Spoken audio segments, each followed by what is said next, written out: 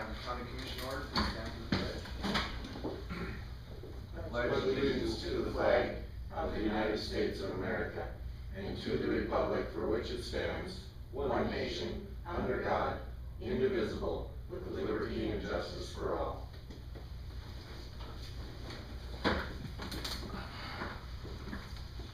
Approval of the minutes. Second. Motion and second. All in favor say aye. Aye. This is for both. Is for everything? This is for two sets, yep. Except, can I ask a question? I thought that, Miss McCormick said something about replacing the soffits, not the windows on the sheriff's. I think she talked about the windows and the, it's the underhang over there. Oh, the underhang, Yeah, the trim along the yeah, soffits, it's yeah. Okay, rotten. that's all, okay. All in favor say aye. Aye. Opposed, same sign. Motion carried. Approval of the bills. Move to approve. There's a motion. Is there a second? Second. Roll call, please. Brown. Easton. Aye. Heisler. Aye. Olson. Aye. Motion carried. And that's the highway bills also. Yes. Include highway bills, yeah. Approved treasurer's checklist. So this is a little different. It's kind of in a color, Good morning, how are you? it's Not this bad. right. Good morning, for Frank. treasurer's How are you? checks. It's recommended by the state auditors and we do this every month. They got a bunch of these yesterday's. Largely, of course. Yep. On highway bills. We just had one We had change. one change that was You bet. submitted, that submission looked fine to me. I'll move on the treasurer's check. There's a motion, is there a second? Second. Second. All in favor say aye. Aye. Opposed, same sign. Motion carried. Is this gonna be something we're gonna have there all the time? Yep, Okay. beginning of the month. Okay. This was wondering if it was a one-time deal or. Nope, every month. Approve the agenda. The state auditors recommend it because it's checking account, it's a separate checking account. And like the social service funds that. Where you go? I'll move to approve. Okay, what do we have? We're approving the agenda, there's been a motion, is there a second? This is the gist. It's just today's, it's just trying to. Second. All in favor say aye. Aye. Opposed, same sign, motion carried. Visitors and delegations. Anybody wish to speak? Someday Rodney's gonna stand up and give us a whole short deal. And we'll be glad. Okay, moving on, Kristen Nelson. Good morning. Hello. A couple things, we were approved for our silent grant here in Double Lake.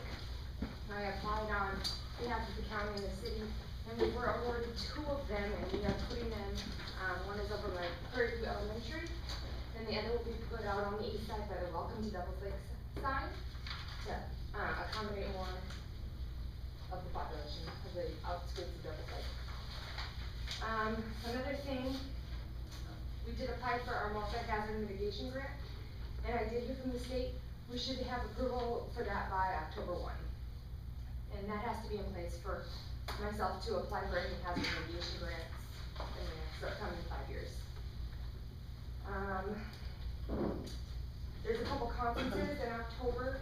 One of them is our annual NDEMA DES conference, the 6th through the 10th of October in Bismarck. And another one is the hazmat conference at the end of the month for 3 days. And there's also an EOC training being put on in Grand Forks next week that I would like to attend, with your okay. You would like a motion for that? I would like to. I registered for it because I had to in advance, but I figured I'd ask now if that was okay. What is it, Kristen? Emergency Operations Center training. Motion and a second, all in favor say aye. Aye. Opposed, same sign, motion carried. Thank you. Last week, Devil's Lake also hosted Incident Command 300. We had a pretty good turnout. We had a few local and the rest from around the region. There was about 16 to 17 participants. I can't remember exactly, and that went really well. And we'll be hosting 400 level in 3 weeks. The week of the North Dakota Association of Counties meeting, that conference. Is that the second week? Yes. That's when it is, so. And the last thing I have for you all is the quick discussion on the surveillance project. We did get the 3 bids in. I did send you, or I sent Betty and she sent you, I don't remember, a sheet of the 3 bids, the totals that came in. And I also did get, and I'm gonna give you these here. I'm gonna pass that down. I didn't send it, I'm sorry. I had another copy and then I dropped it and what? So I had to go reprint it this morning. Nope, that's one. Here's one more, and here's one for Mark and Jenny, if you guys want me to. Yeah, we need Oh, one. one other one? Okay. Sorry. There's 2 sheets per. There is 2 per, and I believe it's on the top of the second page, the bottom of the first combination. Jason Holmes, who was the engineer from Perry Engineering, who worked with ICON to do our specs. He recommends North Dakota Telephone Company, which is the second highest bid that came in. And the reason being that the first one that came in, Highline, didn't have enough cameras in their bid or enough cabling. So that one should be disqualified, is that Right, correct? that's correct. However, I'm coming to you because it's about $20,500 estimated over what we allotted for, that we wanted to spend on this project. North Dakota Telephone. That's correct. So we had approximately 65 in and this one's. 75. We had 75, Okay, we it's used 50 about, now. we used about 6,000 for, ICON to write the bid, or the spec sheet for us. So that left us about 69,000 approximately, and ICON, or excuse me, North Dakota Telephone Company came in at just under 90. So it's about a $20,000 difference. And I did talk to Betty about it last week too, and there is a fund that we would be able to take that remaining 20,000 out of. I forget the name of the account, Betty. It's the county loan, which is improvements within the court. Okay. So that would make up the difference from what you guys as the board allocated earlier in the year for this project. Is there actually money in there? Yes. So we won't be in the red at the end of the year in their account. Right. So I guess what I'm asking is a motion to approve that, to take it out, the excess out of the county loan fund, so we can move forward with NDTC, doing this project. When did they wanna start? They'll start right away, Let's start right away. cause we would like to have it done by November 30th, May is what we we, address the board? is what we put out. May we address the board? Oh, I'm with Highline Technology Solutions, the lowest bid that came in. I don't understand how we were short on cameras or cabling. We went through it, and I went through it with Jason Hoons, and he would, I'd given him a copy of the, bid sheet that you had put in, and when he read through everything, he had also stated that it was 2 cameras short, and when I counted through the cameras. Now, I also did state in my bid how much it would be per camera for additional cameras above and beyond what I put on there. And we would still be $20,000 cheaper than North Dakota Telephone Company, even by adding the 2 cameras that we missed on the bid. Now, the cabling part, we eat that. We just do a certain, this is how much cable we think it's gonna take.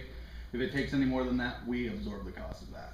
So I would recommend to your board to not disqualify our bid, cause we are a lot cheaper. They were. I guess I looked at it too, and I didn't see anything about 2 cameras, the 2 outside ones that were missing. I don't remember if it was outside or inside, Betty, I'd have to double check again, I'd have to look again.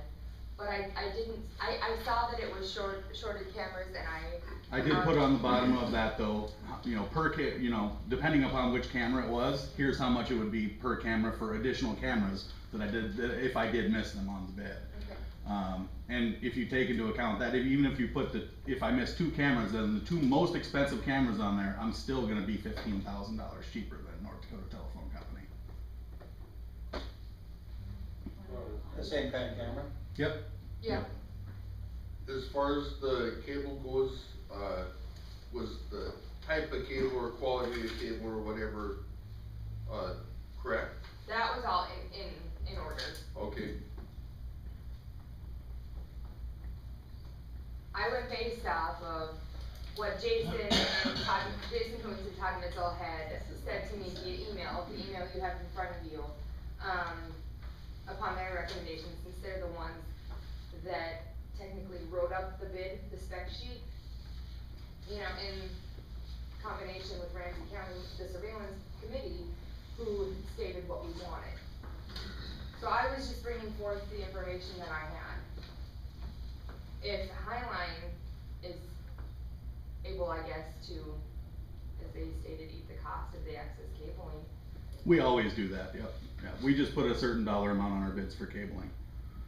And that's what the customer pays. Betty, do you wanna grab the, sure, and I'll look at it again. It says Highline was short 2 or 3 indoor cameras. Yeah, I believe it Got was their indoor outdoor cameras, bullet Both and indoor and and. DTZ. which is one of our pan-tilt zoom cameras. The one on the corner out here in the front that oversees the parking lot, or reads the parking lot, that is able to be moved and zoomed in and even after recording. That was actually on the bid. Okay, That camera was on the bid. That's the most expensive camera on the bid. So how come, why would Icon think it wasn't on there then? I'm confused.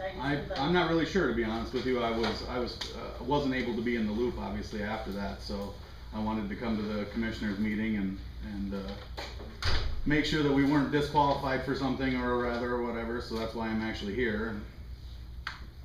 What's Aero count cameras? Aircon. Aircon? Yep. What kind of cameras is that? That's the name brand of them, sir. Yep. And that's what you were really used to? Yep. Specs are identical. In certain cases, our specs are better than the Avigilon cameras that were on the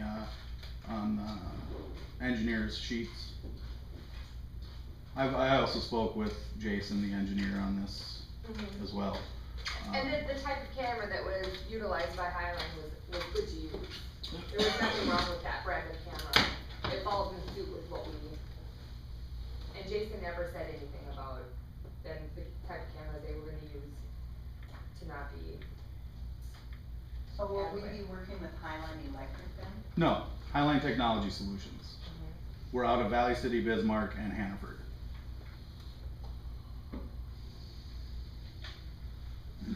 Well, you got any references we can call? Yep, I actually submitted references. I submitted completed projects from last year. We have a bunch of additional completed projects from this year that I can put on there as well. We just finished the Central City Auto Auction building in Carrington. We did everything for them. Columbia Grain, Interiors by France, Infinity Builders, Dakota West Contracting, Triple S Enterprises. Yep. And you wouldn't have any problem getting the licenses for those cameras that were included then?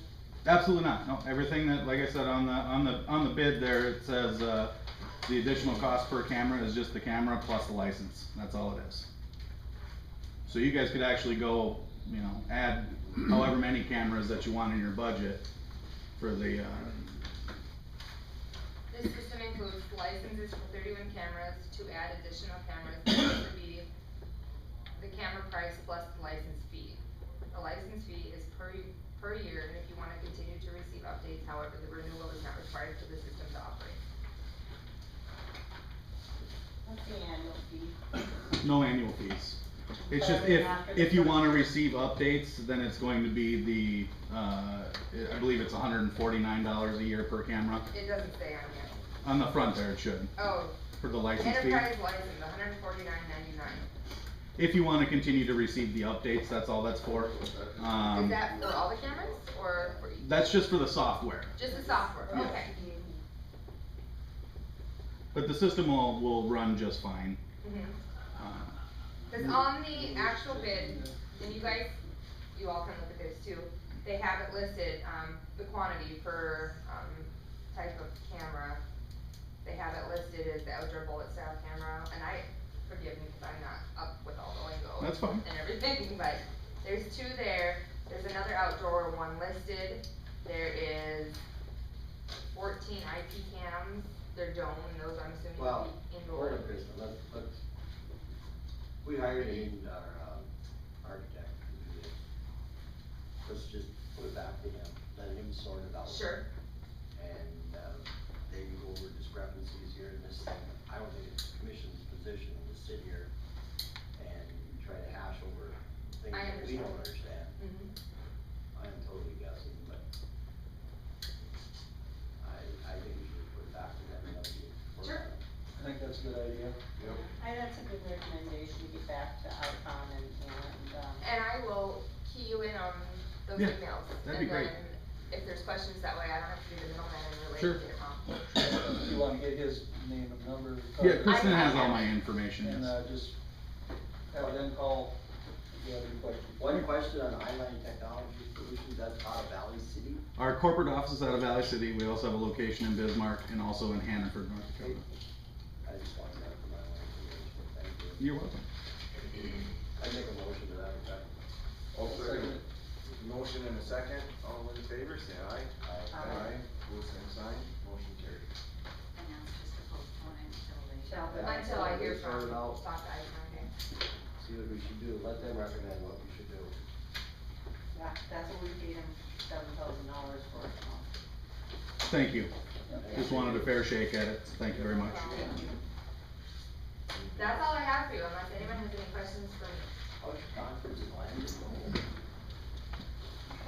Well, you know, it was kinda like me staring at a blank wall, just because I don't really know anything about, I'm not up to date with all the 911 stuff.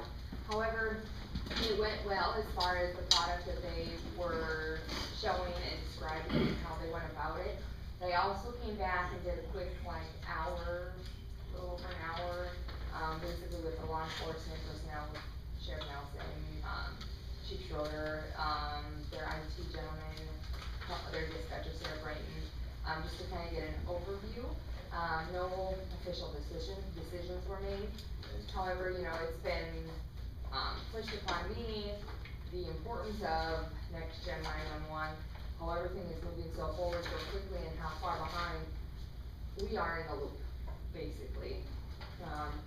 You know, things to set up, things that we need to do that I, you know, don't know myself because being I don't do that, that's not my job. Karen Kempert is the emergency manager, 911 coordinator out of Cavalier County, and she's the one that's kinda, if I have questions about something, if someone calls into my office, she's the one I call. The one I go to try to figure out. She did come down last week and try to do some of our update for our mapping. So some of that did get done because there's been quite a few calls in about addressing and things of the related nature that I wasn't able to do to help them with, that Sarah wasn't able to do to help them with because she didn't know either. Okay. That's kinda where we're sitting. Next week, there's also, another 911 meeting down in Bismarck at the same time as my EOC conference.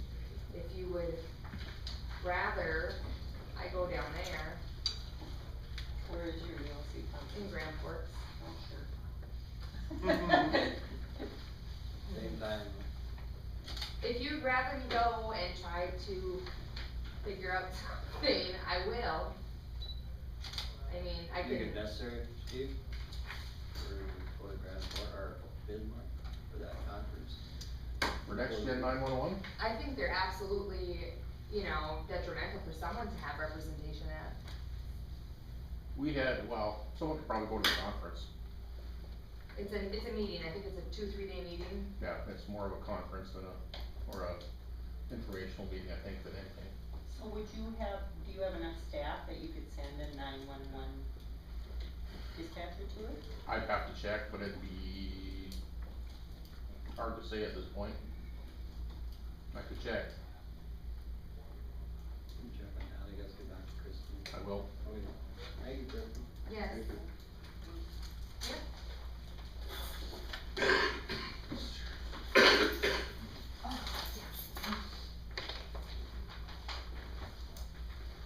Bill Otis is up. Morning. Morning. I'm gonna be short and sweet today. You need sun really bad. another shower like we just had. Over the weekend, northern part of the county had up to an inch of rain again. Southern part, 20, 30 hundredths, but it doesn't matter when it does this every other day, harvest becomes difficult.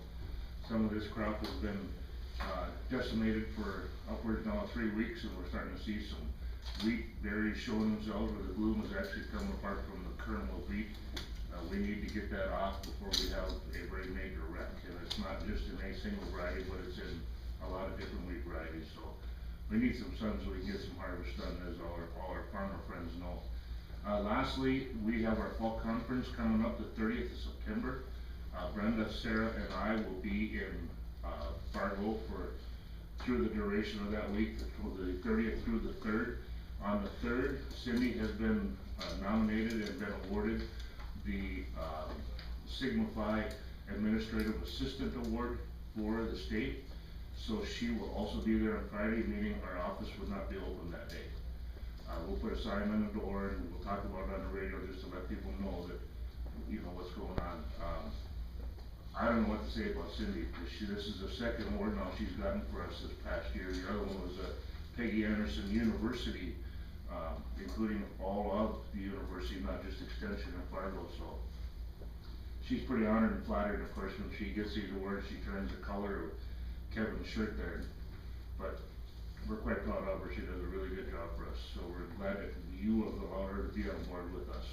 Well, definitely, and hopefully I can speak for all of them on behalf of the county commission. Congratulations to her. Thank you. I will relay the message. She does a very good job. She's really good at keeping me in order. In fact, the ring on my phone says when she calls, the boss is calling. So if she keeps you in order, she's supposed to be the doc. She's really good.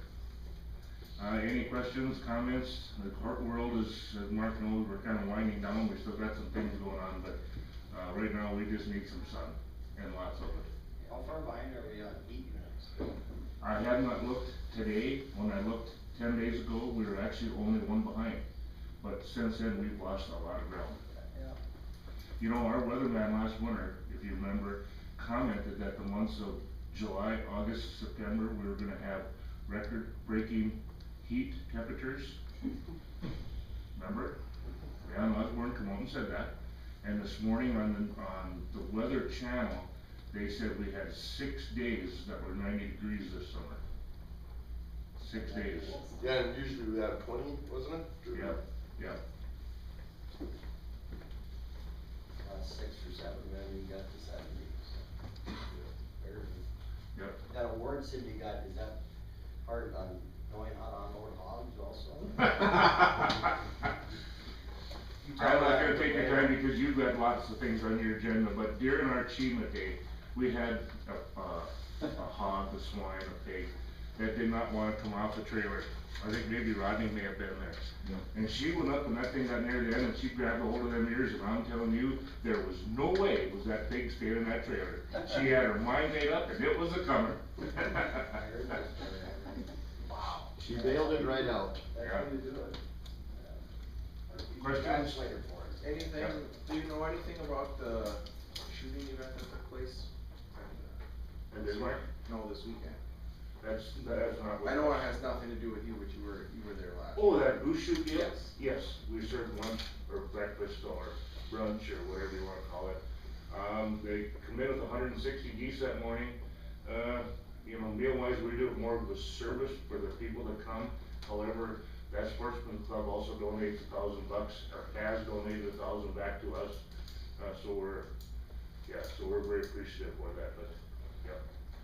It was a good time. One group came and, to the best of my knowledge, they may have had an extra goose. Plus they didn't have, youth with them, so they kinda got them a little bit disqualified, but whatever. We don't know the exact count, but that's the story. But yeah, we had fun. Okay? Thank you. Thank you. Thank you, Bill. No, I don't.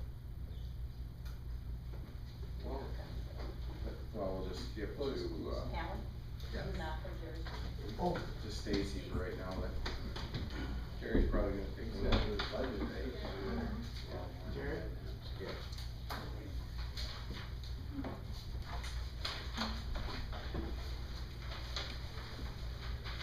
I was late, I had somebody waiting for me this morning, which is not all the time rare, but, a gentleman who just got discharged from the guard. But it's been, continues to be about the same, as far as, what we've done this past month. You're all aware that the clinic opened, and, they're booked all the way into September. I don't know the exact date, cause it just keeps moving ahead, so it's staying busy. And that's the main effort there, is gonna keep that place busy, is The clinic. yeah, so, that's going pretty darn good. We've organized a volunteer group, Joe Gross is heading up, he had volunteered to, take it on and coordinate. The clinic was asking for, veterans, people, to be there, just to assist, coffee, cookies, conversation, while they're in the waiting room, so that's off and running too. Joe was gonna set up the volunteers. Yep, yeah, he's already, got 6 of them, and he's taking care of it. He'd be very good at that. Yeah, he came to me and when he heard that that's what we're trying to do, and I asked if he'd coordinate it, and he said he would, and within a day it was off and running. Anything else they need up there? Well, that's the type of thing that they're gonna need, or they're asking for. We've had some offer to answer phones, but that's a whole different ballgame. There won't be nobody, that's not part of the volunteer route, that's gotta be trained and VA staff, so. But there's a lot of interest for volunteers, so that was nice to see. Opportunity to go to the VA dedication that day, it was very nice, very Yeah, good. yeah. It was a lot bigger than we thought it was Yeah, gonna be. it was a good crowd, big crowd, big crowd. Yeah, nice to see all those people there. You get Holden there, ICAM, Kramer, Mhm. most of our local legislators, it was very good, did a very good job, nice day. Yeah, it was, just what they needed. Yeah, absolutely, a lot of vets. Yeah, oh yeah. Yeah. I talked to 4 or 5 there right away, and they were very thankful for it, The- very thankful. The one thing that, you guys probably heard me talk about it, the next morning I was up there, we give the 2 quilts. First patient received one, and then a quilt to the clinic as a wall hanging, and, when I walked in, no one was there, it was 7:45 or so. And, at 8 o'clock, the first 2 guys walked in the door. First one was the patient, second one was the guy trying to set, an appointment. And then, when I was getting ready to leave, 2 more, so within 10 minutes, they had, 4 patients or 4 people there, and only one was appointed, or had an appointment. And, so the interest is pretty darn good. That's good, it's good to hear. Yeah, I'm sure you'll have many meetings you'll be able to report to us. Oh, on yeah, how things are going. yeah, this'll be something we'll be talking about for a long time yet. Yeah, that's gonna be a great asset to the community.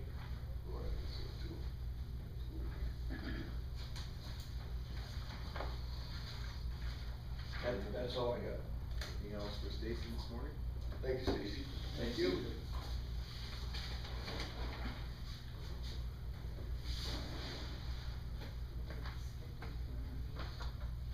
And do the teleconference call next with Mr. Kelly.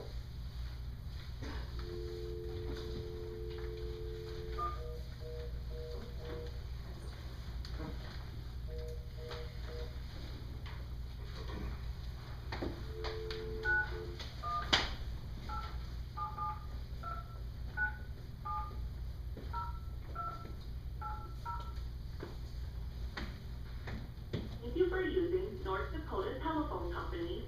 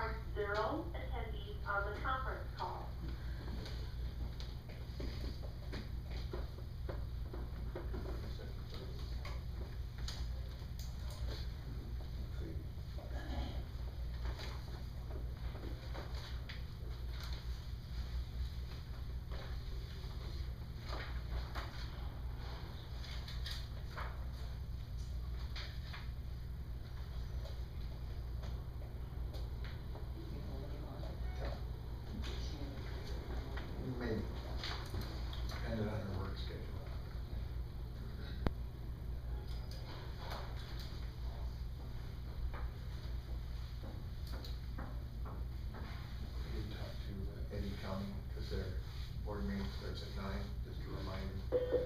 Yeah. If somebody- Hello? Hello, It'd be Eddie. this is Ramsey, is this Eddie County? Yep, this is Eddie.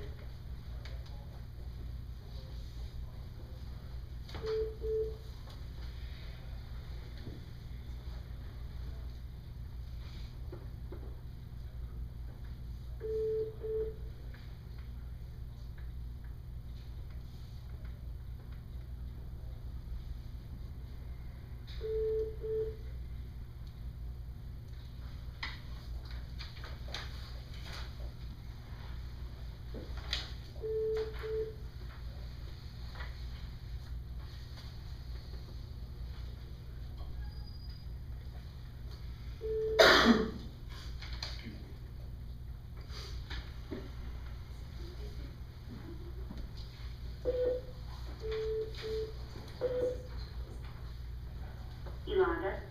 This is Ramsey County. Hi, this is Eddie back. Okay, I will put you on speaker here. Okay.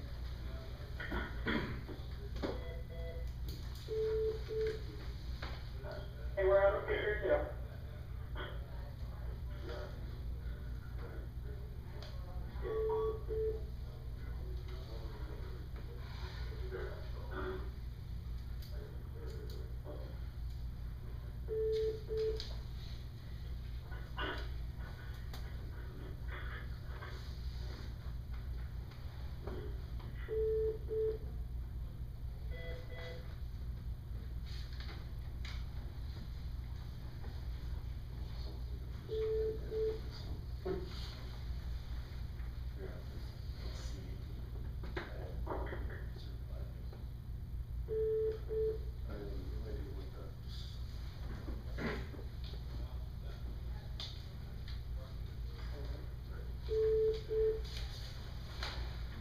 Who's on so far? Doc one. Waiting for Pierce. Waiting for Pierce, Eddie. We got Benson and Eddie on, and Yolanda, we're waiting for Pierce. Yeah. Is Pierce County present? Pierce. Okay. So they're there. So do you do the roll? Okay, we'll call the joint board of county commissioners meeting to order via our telephone conference call. I'll ask for membership presence. Kirk Finden. Please signify by saying aye. Here. Mike Steffen. Here. Lowell Hogginson. Davidson. Here. Ron Carlson. Here. For Eddie County, Glenda Collier. Here. Neil Rude. Here. Jeff Fowl. Not present. Not present. Not. Thank you. Pierce County, Mike Christensen. Present. Joe Bowl. Here. Rick Larson. Rick Larson. Here. Dwayne Johnston. Here. Dave Megler. Here. Ramsey County, Scott Deeseth. Here. Bill Mertens. Here. Mark Olson. Here. Ed Brown. Here. Yolanda Nord is our member at large. Here. And myself, Myrna Heisler. All counties are online. The next thing we need is a nomination for chairman of the joint board of county commissioners. I'll nominate you, Marta, you're there. Thank you, Mike.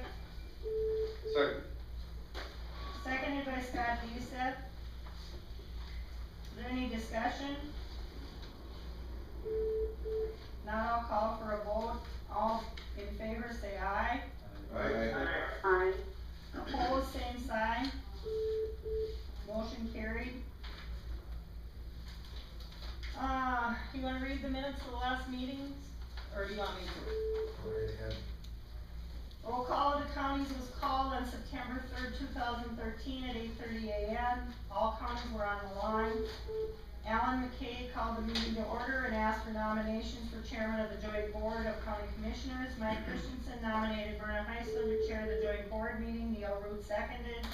All present voted aye. Motion carried.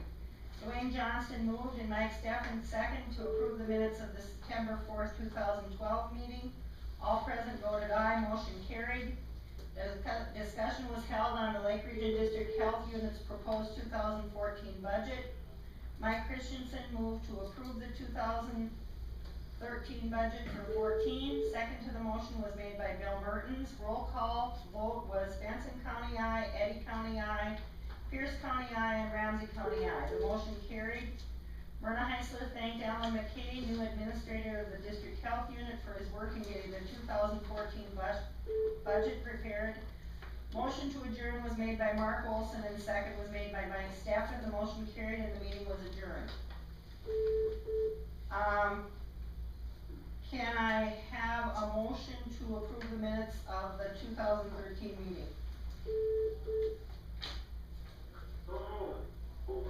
I move.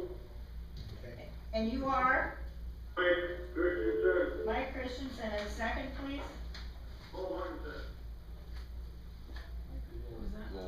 Oh. Is there any discussion, addition or corrections? If not, I'll call for a vote to approve the minutes of the 2013 meeting. I so move, Dwayne Johnson. Okay, all those in favor, aye. Aye. Aye. Opposed, same sign. Okay. Okay, now can we have discussion on the Lake Region District Health proposed 2014 budget, and I'll turn that over to you, Alan McKay. Okay, basically I went to all the counties involved and answered any questions they have about the 2015 budget actually. And if you, does anybody have any further questions on the 2015 budget?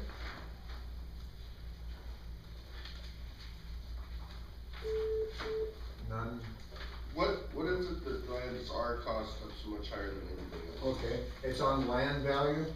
All the, every county in the area has a certain amount of land value, okay? And that's what it's based on. That's why, and Ramsey has higher land value than others, so that's, why it's higher. It's all proportional to what their land value is. That's set by the legislature, okay? There's not much we can do about that.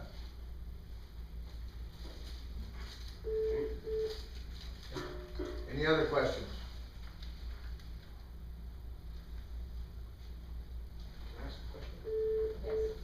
Is that land value like market value, or is it what we have a value after taxes? It's, It's from the state tax department, it's their taxable valuation from the previous year. So it is taxable value. yeah. And this is on this is on 2013 land values that wasn't ready, 2014 wasn't ready yet. So that's what, it will change, once those are out, but, that's what it's based on, yeah. When they talk about the land values, is that agricultural, or is that agriculture plus like what a lot in town is worth? Everything. Everything, okay. Yeah. It's ag, commercial, and residential. Okay. Okay. And just as point of fact, we approved a $120 across the board raise for all employees of the Lake Region District Health Unit for the coming year's budget.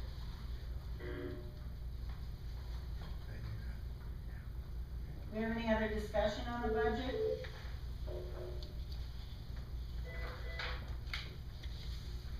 Can I have a motion to approve the 2014 budget? 2015. I'm sorry, the 2015 budget.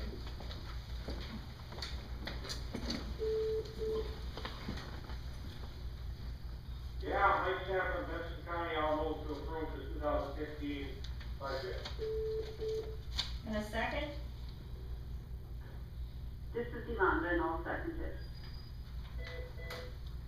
Is there any Any other discussion on the 2015 district health budget?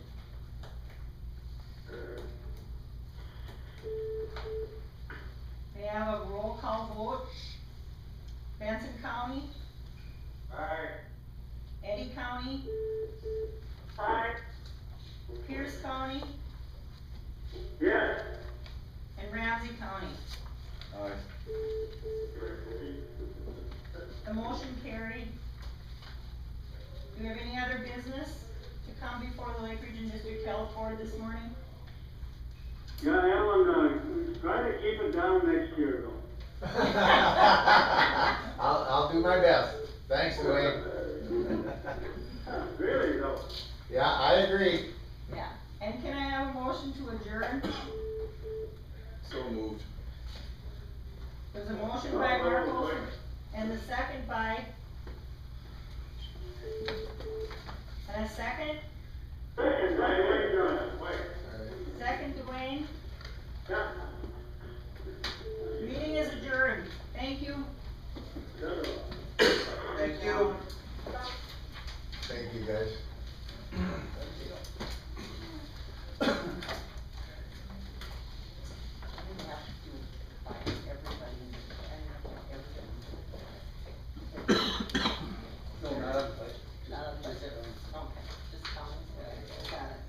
Jerry's up. On my budget, I guess everything pretty much stayed the same. I didn't increase any line items except for the salaries and that. I just went with, Tanya's recommendation on my salary, and, but on Beth's, I did reclassify Beth. And I brought a sheet here that shows the points for each position that Tanya did a few years back.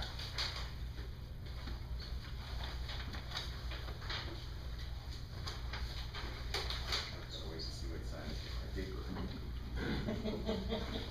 And the one that's highlighted or blackened there, that's Beth's position.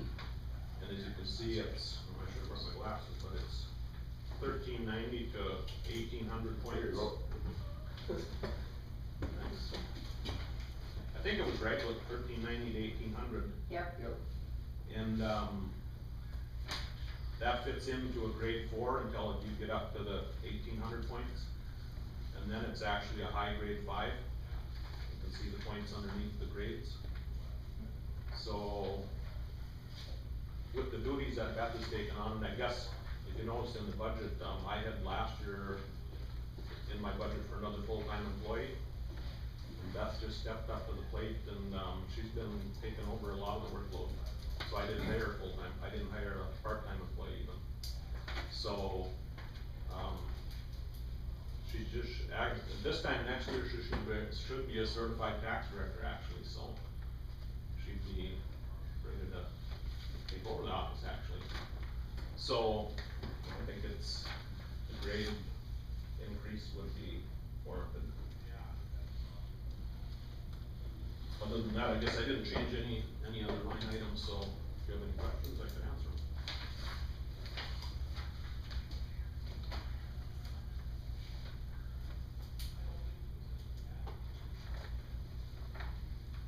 them.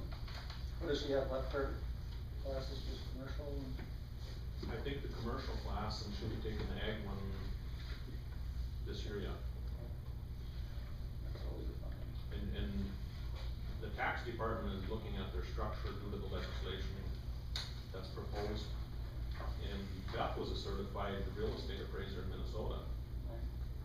And I think she may be able to get certified if I just, because they are looking at the education requirements for assessors.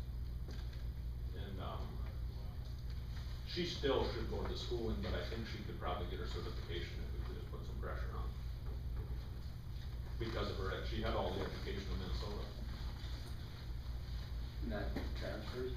Well, they wouldn't, it should. They're looking at transferring education from other states.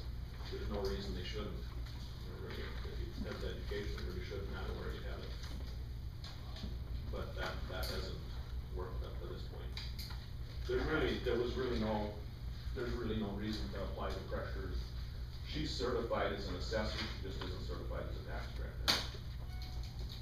And the state has to do that. Yeah.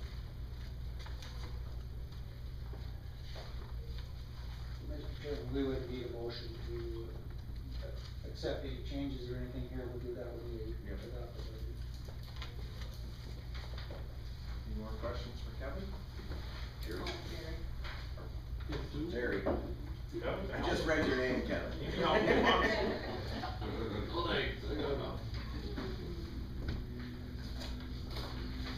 Being none. So, Thank you. Oh, can I ask, so what you actually are doing here, Jerry, is taking, your second full-time person out of the budget and your part-time person out of the budget, is that correct? right. And that then, would cover many times what the raise for Ellen would be. Yeah. The salary increase? Yeah, the Oh, salary increase Oh, for yeah. Beth from 36 to 41 would be certainly all covered by that, and your budget would still be less for next year than it is this year. Yeah, Yeah, budget went Okay. down, it went down substantially from the raise, Substantially. yeah. okay. All right. Just wanted to clarify that. Thank you. Thanks, Jerry. Okay. Thank you. Thank you. Now we can skip to Kevin for a few minutes.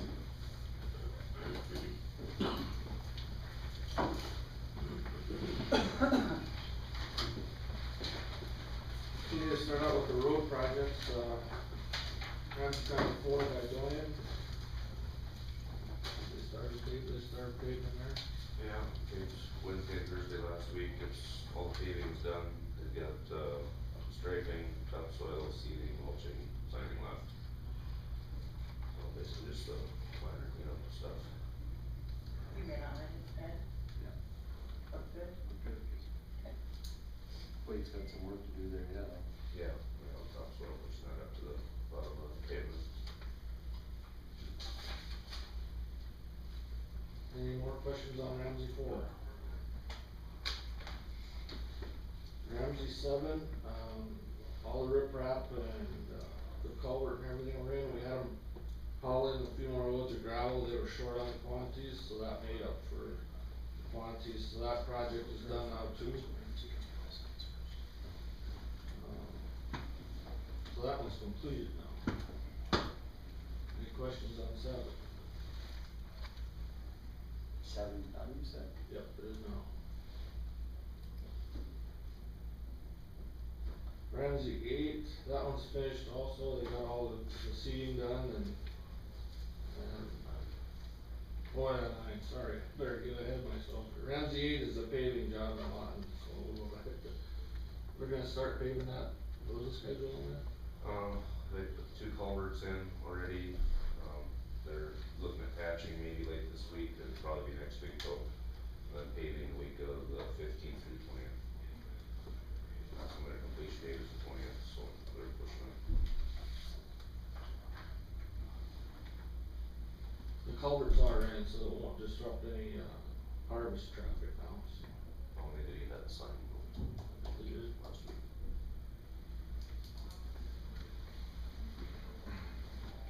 Questions on 8? 9 is the gravel project up by Lawton, or not Lawton, Hamden. And that one is finished now, they did the grass seeding and everything, so. I think the final bill was in on that list of bills, so that one's completed now too. Any questions on that one, on 9? Ramsey 10, of course, they're fighting the weather there too, but, it seems to be going good, I mean. It's a steady pace of trucks going all the time out there, so. They worked yesterday. How many days did they use? As of end of the week, last week, I don't know for sure how many days they used, but the week before they had 54 and a half, I think. Spent, cause that week they only had a few days charged, 8 and a half or something. For the percentage do they have done on the roads? Well, it's in the system right now, it's 26%, 45% of the time, so that's not good that way, but looking, I mean, with all the rain days they've had now, it's probably gonna push them into where we won't be charging them for days past November 15th, cause those aren't working days, they can haul rock, and they'll be getting, more percent complete, for as long as they do that without losing any time. So I think they'll catch up during that time. Do you think it's going all right, Paul? Yeah, I think so, hopefully, I don't know for sure if they're gonna finish without any liquidated damages in the springtime, putting gravel on. That's the only concern I don't have. Then we're running out of drying days too, with the rain, so the borrow's pretty wet. They're doing everything they can to dry it out, it's just, I don't know for sure if they're gonna make it or not. They've Been got- wetter up there than the south end of the county, hasn't it? Yeah. Yeah, they've got a few extra rains. Anybody disgruntled up there? That you know of? I haven't really Have you had any calls lately? That's all I have. They worked Saturday, but not yesterday. Right, yeah, they called it off for Monday. Anything else on 10? No, the other one, that is the truck route. Steve Miller came up last week from the right away and actually got 2 more signatures, from Hager's and Ramsey Bank. So we got 3 out of the 8, and a couple of the other ones are pretty close on. Once that appraisal comes in, it's due, 2 weeks from yesterday, 3 weeks from yesterday, 22nd. Hopefully we'll get a couple of the rest of them wrapped up.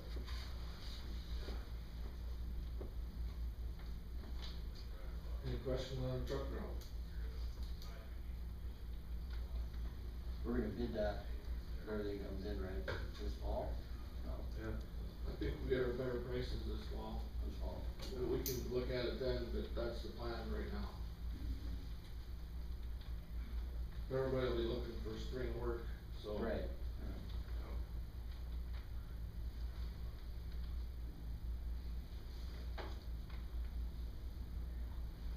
Probably won't be any work done this fall, but. Right.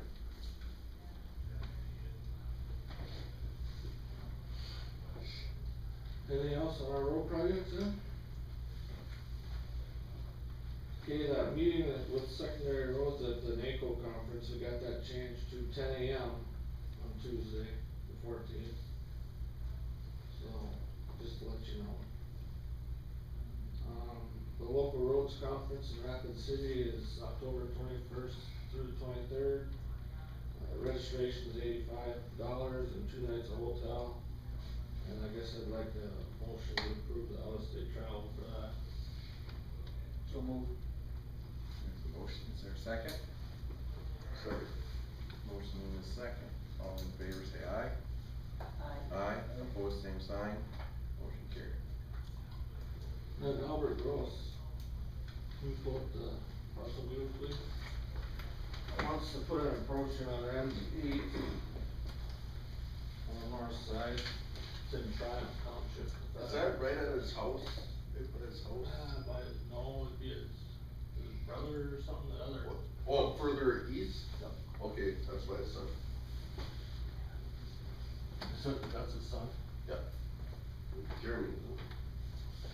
Just one or the other. Yeah, either one, either be his son. Triumph.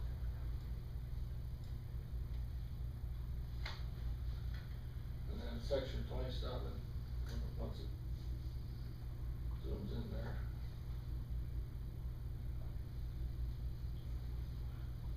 So it'd be right onto this piece of land. He's, there's an approach somewhere. Oh, where's the section line here? He's trying to get onto this piece. Yeah, that's right. Yeah, it looks fine to me, it's up on a hill, it doesn't need a culvert, I wouldn't have any problem with it. It's getting a little bit landlocked because of the water there. He can't get on it from over here somewhere. But he wants one off the county road, so.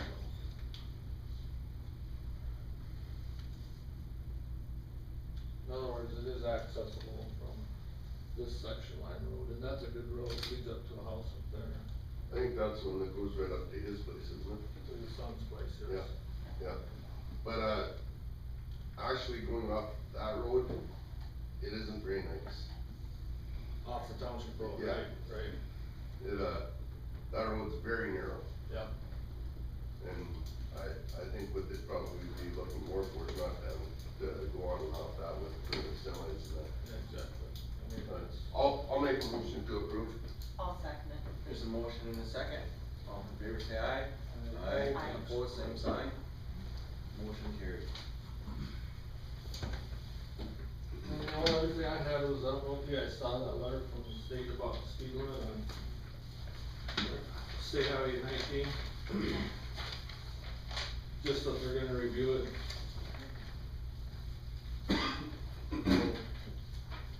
I think they said they'd get back to us once they're done reviewing it, so. That's all I have. Anything else for Kevin today? Thank you, Kevin.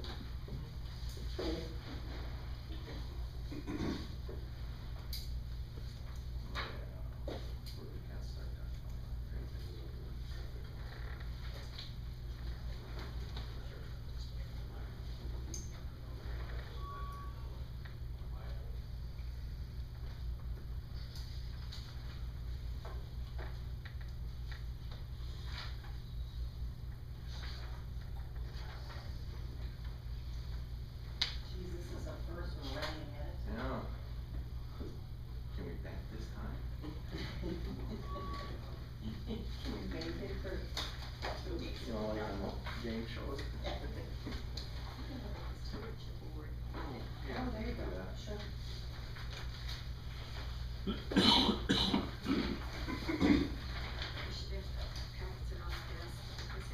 Yep. No, it's just for if you guys wanna nominate anybody, it could be.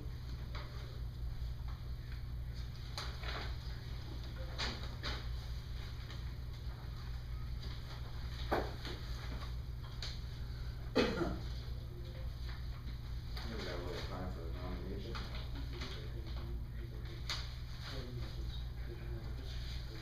Boykin? Yeah. This one, Boykin, one which is fair. Hmm?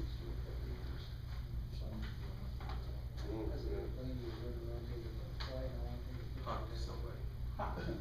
Huck Kruger. Kruger, yeah. Yeah, he might have a good one, so. And, if you guys don't know Huck Kruger, he took a lot of pictures and did a lot of hanging out of his little ultralight to take pictures for, all the flooded areas and stuff like that that were used for presentations down at the state and stuff. And we wanted to nominate him last year, but, sometime prior to last year's nomination, he downed his plane. He was a little bit shy of getting back into it and doing it. Luckily, it wasn't over water. But I think he's got it going again now, and I think he's gonna be back in taking pictures. I think he'd be a good one. Huck Kruger did it all out of his own time. I have no problem with that. I don't know the gentleman, but. Jeff I Fred just- could come in and give us a presentation on it, he knows him real well. Yeah. Okay, that's it. We don't have any problem.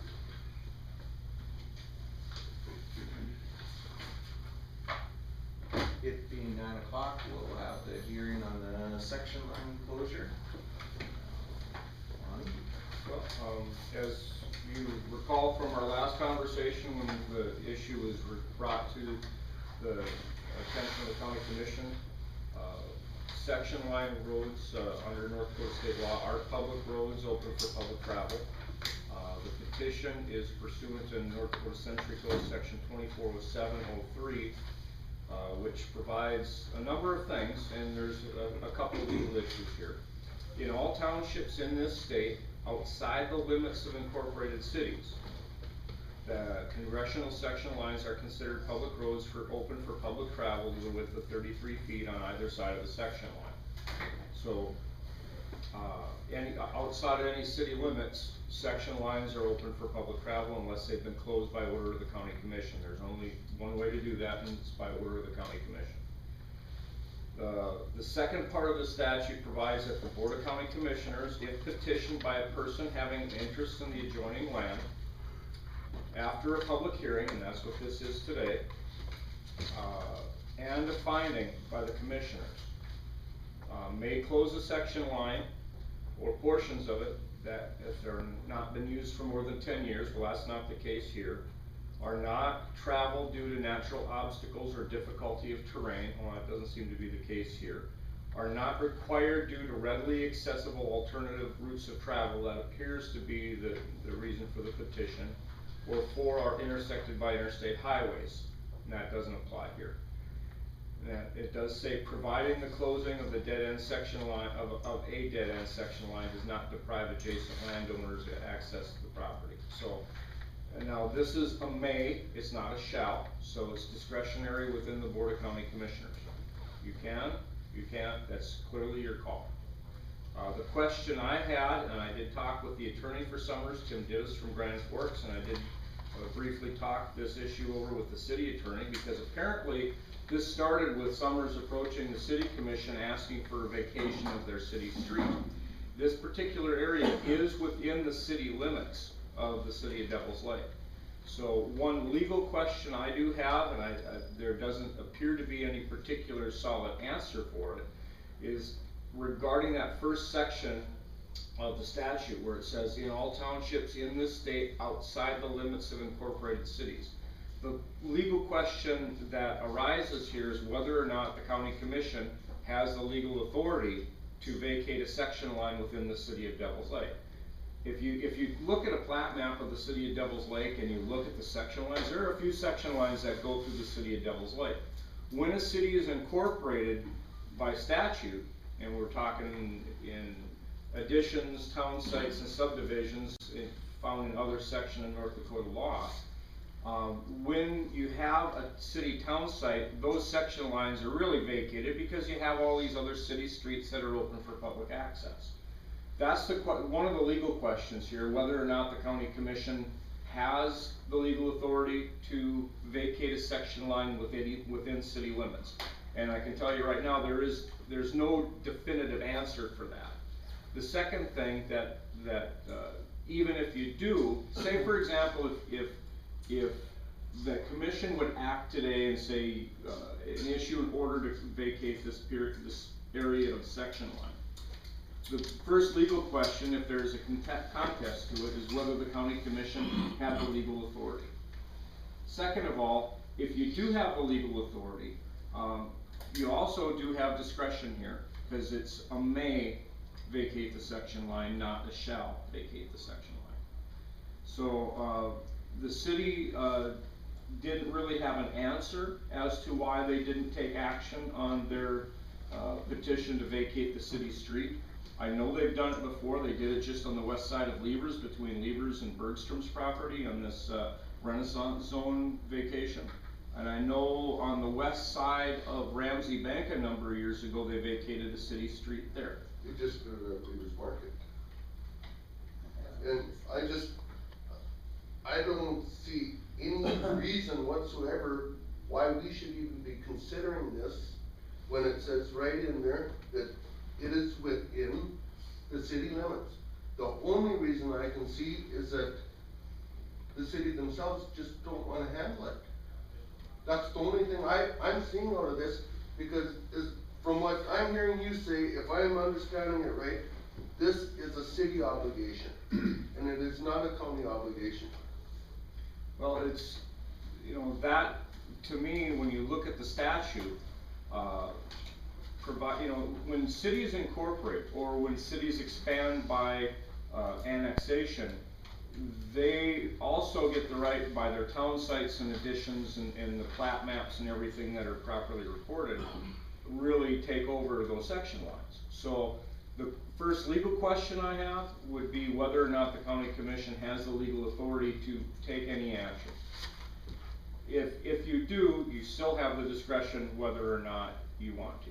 Now, since this is open, this is a public hearing, I would imagine you've got Summers representatives, and I see you also have some people that may have an interest in adjoining property, and it may behoove the county commission to open it up for the public comment. One question, who would make that determination, Attorney General or what? Well, On question number one. On question number one, there are no Attorney General opinions really on that from what I could see. So if there was a legal issue, the Attorney General may have that ability to answer that question. So if the commission would want, I could request an Attorney General's opinion. But it's in question whether we have the authority to do this or not. I think we better find out the answer to that question first, and then move forward with this hearing. I'm sorry to. But instead of trying to see if we have it, doesn't it say that this is a city obligation? It doesn't. So I don't really see why we should even be considering it. Yeah, it doesn't specifically say it's a city obligation. To me, it looks like it's implied, because when you see that elsewhere in state law, when we even have the up to 3 mile extraterritorial zoning jurisdiction of a city. So when you see incorporations of cities and you see annexation of cities, the implication is that the cities then take the legal control over the streets and thus the section lines. If the commission wants, I can ask for an Attorney General's opinion. It'll probably take about a month to 6 weeks before we get that back. This is the public hearing, so, and it just provides for one public hearing, but it doesn't mandate that the county commission take action at this time at the public hearing. So you can open it up for public hearing, public comment, and take it under advisement, subject to the county commission getting an opinion back from the Attorney General. I can definitely. Maybe we don't even wanna hear this, go through with the hearing. Well, It's the city commission is supposed to rule on this because it's within the city limits. If that's what the Attorney General says, why are we listening to the hearing? I mean, we're not gonna make a decision anyway. So I think until we find that out, okay, I think we should just postpone this hearing until we have that answer. Okay. Then we'll have to reschedule the hearing. Is that all right with everybody involved? Probably not, but I think it's what this commission has to do. I think it's fruitless to sit here and listen to the hearing. We're not even sure we make the decision. You guys don't wanna talk to the wall, I'm sure, so. I know Mr. Dittus, the attorney for Summers, did question why it was suggested from the city to go to the county commission in the first place. Well, do we need to have them tell us why they want it No. that way? Let's We don't just, care? let's just ask the Just ask Attorney the General, opinion. let's get to the person that has to make this determination, and, then we'll know how to handle it. Okay. Correct, Marty? Yep. I'll get I that feel like later. we're playing. I don't think it would hurt to hear them. No. Well, They're here, and then we can make a decision, we wouldn't have to come back. well, I think we should wait until we know whether we're supposed to carry out the hearing. If it's not our hearing, it's the city commission's hearing. If we hear them today, do we have to republish? I, Maybe we can save ourselves the advertising bill. well, the statute No, just I talks wouldn't. about after a public hearing. So, and this could be the public This hearing. could be the public And hearing. you can table, just like anything, you can table actions until a later date to make a decision, but this is the public hearing. Sure. Then I'd like to hear the input.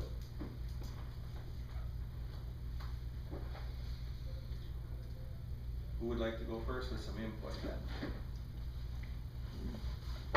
Mr. Holverson. I guess I'm against it for simple reason, there's only 3 axes into the industrial park. We cut one of those off, we're down to 2. You know, later on, if somebody decides they wanna cut one off, how far is it gonna go? I use it myself, but I don't, you're taking a third of our degrees away from it.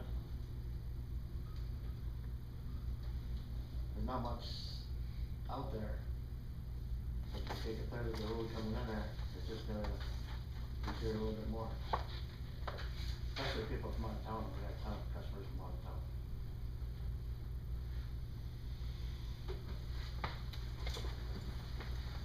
Hi, Doug Brodeen, I'm here with Joe Davis, representing the Joe Davis, or the Davis Family Partnership.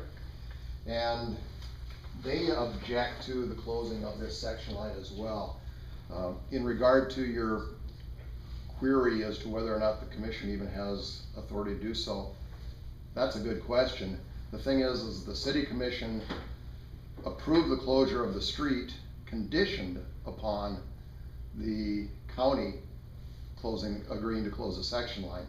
And I think the concern may have been more so with the access to the west. If I remember correctly, the city limits runs right along that north-south street into the industrial park, or just to the west of that. And everything to the west there is not within the city, and that section line continues on through there. And because of the airport, if you back that out a little bit. Come up and show Come us. and show us, west is that way. Bring that arrow over here. Bring it down here, yeah. There you go. I think the concern might be because of the extension of the runway through here, that access may be limited along this section line here to these tracks in here. So access should continue through here, but that's not my client's issue. My clients, they own this property right down here. And I can provide you, this is a plat drawing of the Davis Commercial Park. And the Davis Commercial Park exists of those lots.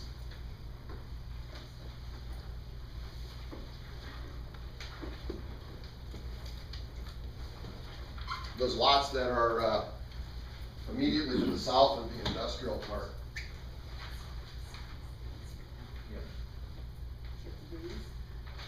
This, okay, but if you'll notice on the plat drawing, there's proposed development south of the commercial area. Now the Davis Commercial Park, all of block 2, which is the stuff that's from this street here, which is Kelly Drive, I believe, to the highway, is all now owned by Summers. They've purchased all of that. But block 1 remains, and that starts at this drive right here. This eliminates, correct, thank you. Now this, if we close this off, it eliminates much the convenient access to this area. And like Mr. Halverson said, there's already only 2 accesses into the industrial park, and you're talking about closing, or 3, I mean, and you're talking about closing the 1, which is actually the one closest to the city of Devils Lake. Now when you talk about the future development down in here, as you can see on the plat, which was originally recorded for the Davis Commercial Park, the only access for anybody to get to this area, block 1 and that future development, is to drive all the way up here and come back down. There are no approaches on the highway where it can be accessed until you get clear down to the end of the frontage road down here, where you've got the ponding area. We have information, and I can't say this is for sure, but we have been informed that there is no chance of getting another approach along here. Highway 2 is a controlled access highway. They already have the maximum number of approaches in this stretch of highway that the highway department is going to allow. So you're greatly limiting the access to my client's future development in here. That greatly is going to limit the value of that property as far as future development. And so that is why they strongly object to closing the section line.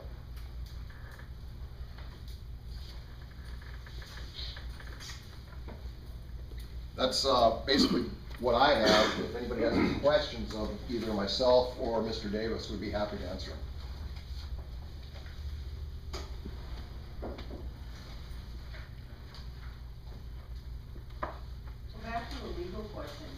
what happens if the city approves closing the street and then the county refuses to approve closing the section line? Then what Well, happens? The city, to me, has the full legal authority to close any city streets that they desire. Just like, county roads, you know, the section lines outside of city limits, the county commission has the legal authority to do that if the county commission so desires. The city likewise has the legal authority to vacate streets on their plats and maps and town sites. So, if the county commission, takes a position to not vacate this area section line, the city can still go ahead and vacate the city street. Haven't traditionally, section lines been held sacrosanct under Pardon? law? I didn't understand the question. Haven't section lines been held sacrosanct? Been protected? No, by state law, congressional section lines are open for public right of way. How many have been done so far in this area? Abandoned? Not in this area. I think the county commission has vacated areas of section lines around subdivisions. I think the Cliffs vacated a section line because you have other roads in the Cliff subdivision that have been dedicated for public right of way.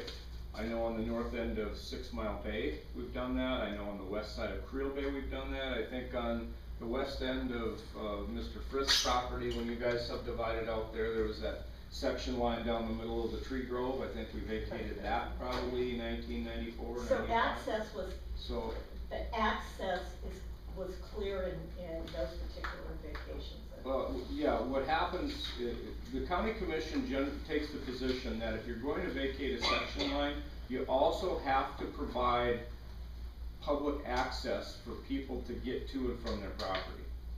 So when we've had those areas that are outside city limits and we've dealt with those, that's the first criteria that we've always done. You don't wanna preclude somebody from getting to and from their property by vacating a section line.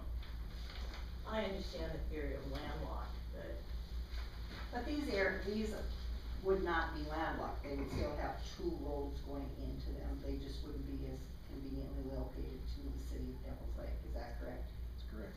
Okay. I just, Can I address the board? As well, I know, Mr. Brody said the DOT wouldn't give them access here, but there already is, an established approach here. And, it's clearly marked, and it lines up right with the, proposed Davis Street. And as far as closing down that street, we agreed at the city commission meeting when they did, vote to abandon the section, or the street, that we would not close it up. It would, there would be access there. so if I drive down the street, so it'll be open as the street, if I wanna get to the end of that, You would be and what driving. if you guys back into me? You'd be driving You are truck. gonna take all of the liability for that? As part of the, we would be able to, control the traffic on there by posting speed limit signs Right, and caution signs for forklift traffic. you are assuming all of the liability. We already do. The reason that we asked the city to vacate the street was because we wanted to be able to privately fund the restructuring of that street. Otherwise, the city wants to wait till 2018. And the street is in such poor condition, it's a safety issue at this point. So is the city opposed to you just fixing the street? Or is that just an issue that you don't wanna spend the money to fix the street with the they city? want to spend the money to fix the street. Well, I know they do, but they wanna have control over the street. Correct. My question being, is the city opposed to you just fixing the street and going back to the way it was? The city has already voted to vacate the street. And did But they they have put a it- hearing on it? Yeah, public hearing, yes. And were you gentlemen present at that hearing?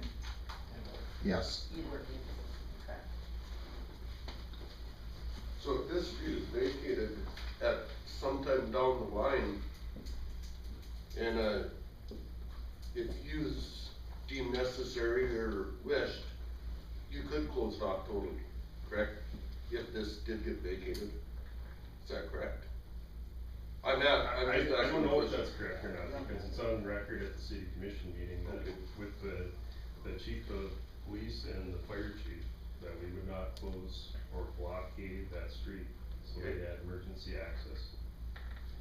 The question I think is, would you legally be able to close that street? And my answer was, I don't know that, because it's on record that I wouldn't. At the Well, it city can be commission. on record that you wouldn't serve, but would you legally, we need to know the answer to that. With- Lonnie? If the street is vacated, it is their property. All right, that answers it very simply, then the street can be closed in the future. And while we have no doubt that in the integrity of the current board of directors of Summers Manufacturing, that they would leave this open. Summers Manufacturing is a corporation. They're gonna exist a lot, or at least they hopefully will exist a lot longer than the rest of us will. And who knows what a future board's going to do, unless there's actually an easement given by Summers once this street is closed, allowing the public to continue to go through there. They could shut that down at any time. Exactly. Did you say something, Frank, about emergency access? Right, that's why I agreed not to, gate it off or block the street off, so they could have. Only in an emergency it could be used then, is that correct? Oh, no, anybody can drive through it. Well, why are you using emergency then? I mean, why are you using that word on that street? Cause that's what the city. That was That's the what city's Tanya concern says. for police and fire. Talking of the police, the emergency personnel, right? Correct. So that's why you could use it then, if there's a fire out there, it's gonna be an ambulance or what? No, that's why the question was brought up at the city commission meeting by the fire chief and the police chief, they have emergency access. They had access, but the public won't. Well, their question was, would they have emergency access, and I agreed at the city commission meeting that we would not block the street and we would not limit access. To anybody. Anybody can drive on it.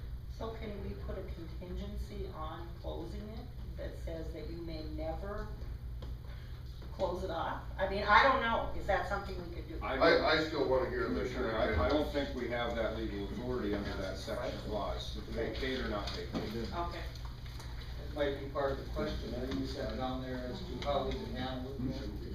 Yeah, I would be pretty sure that we don't have the ability to put contingencies on.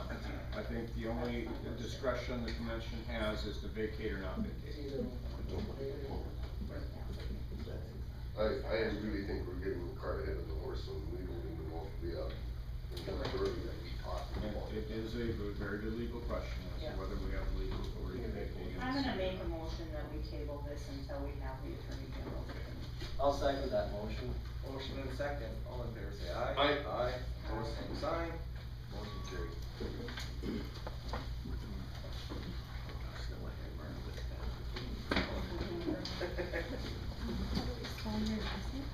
Thank you. Thank you, everybody that came on this. At this time, we'll take a 5-minute recess to resume at 9:30. I'd like to resume the Ramsey County Commission meeting. We don't have a water resource board.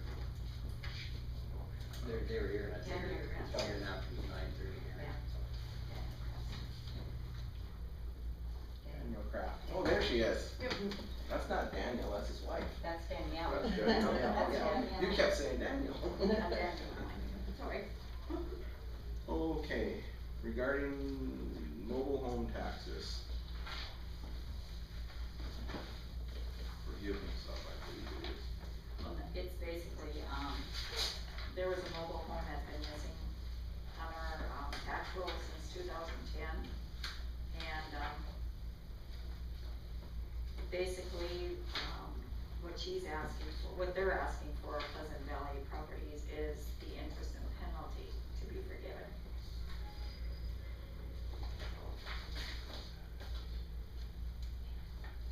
Not the taxes, the interest and penalty. What is the reason for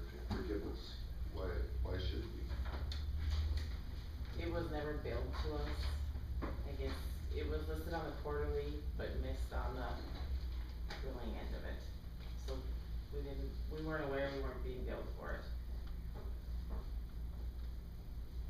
So you didn't pay any taxes and you didn't know you had to? Well, no, we knew we had to, but we have several properties, so I guess we just assumed it was on that bill. Jerry? Lisa? This was, they have sold it, and that's kind of when it came to light, cause we went looking for a parcel number, and of course we couldn't match anything up. And we looked at the court report, and there was had been a renter in there. So I made the statements out, I sent it to John at Pleasant Valley Properties. And what he said to me, he didn't think it was all his fault that he didn't get billed, and I went back and forth, and he had asked me if you guys would be willing to take the penalty and interest off, and he would pay the tax. And I said, that wasn't my call, I would bring it to you guys. Have we ever done it in the past? We have a few years ago on a housing, a long time ago, I mean, it's probably been 15 years ago. Lisa, let me ask you this. Whose responsibility was it to inform you that this property was rented out so that it would go on the tax rolls?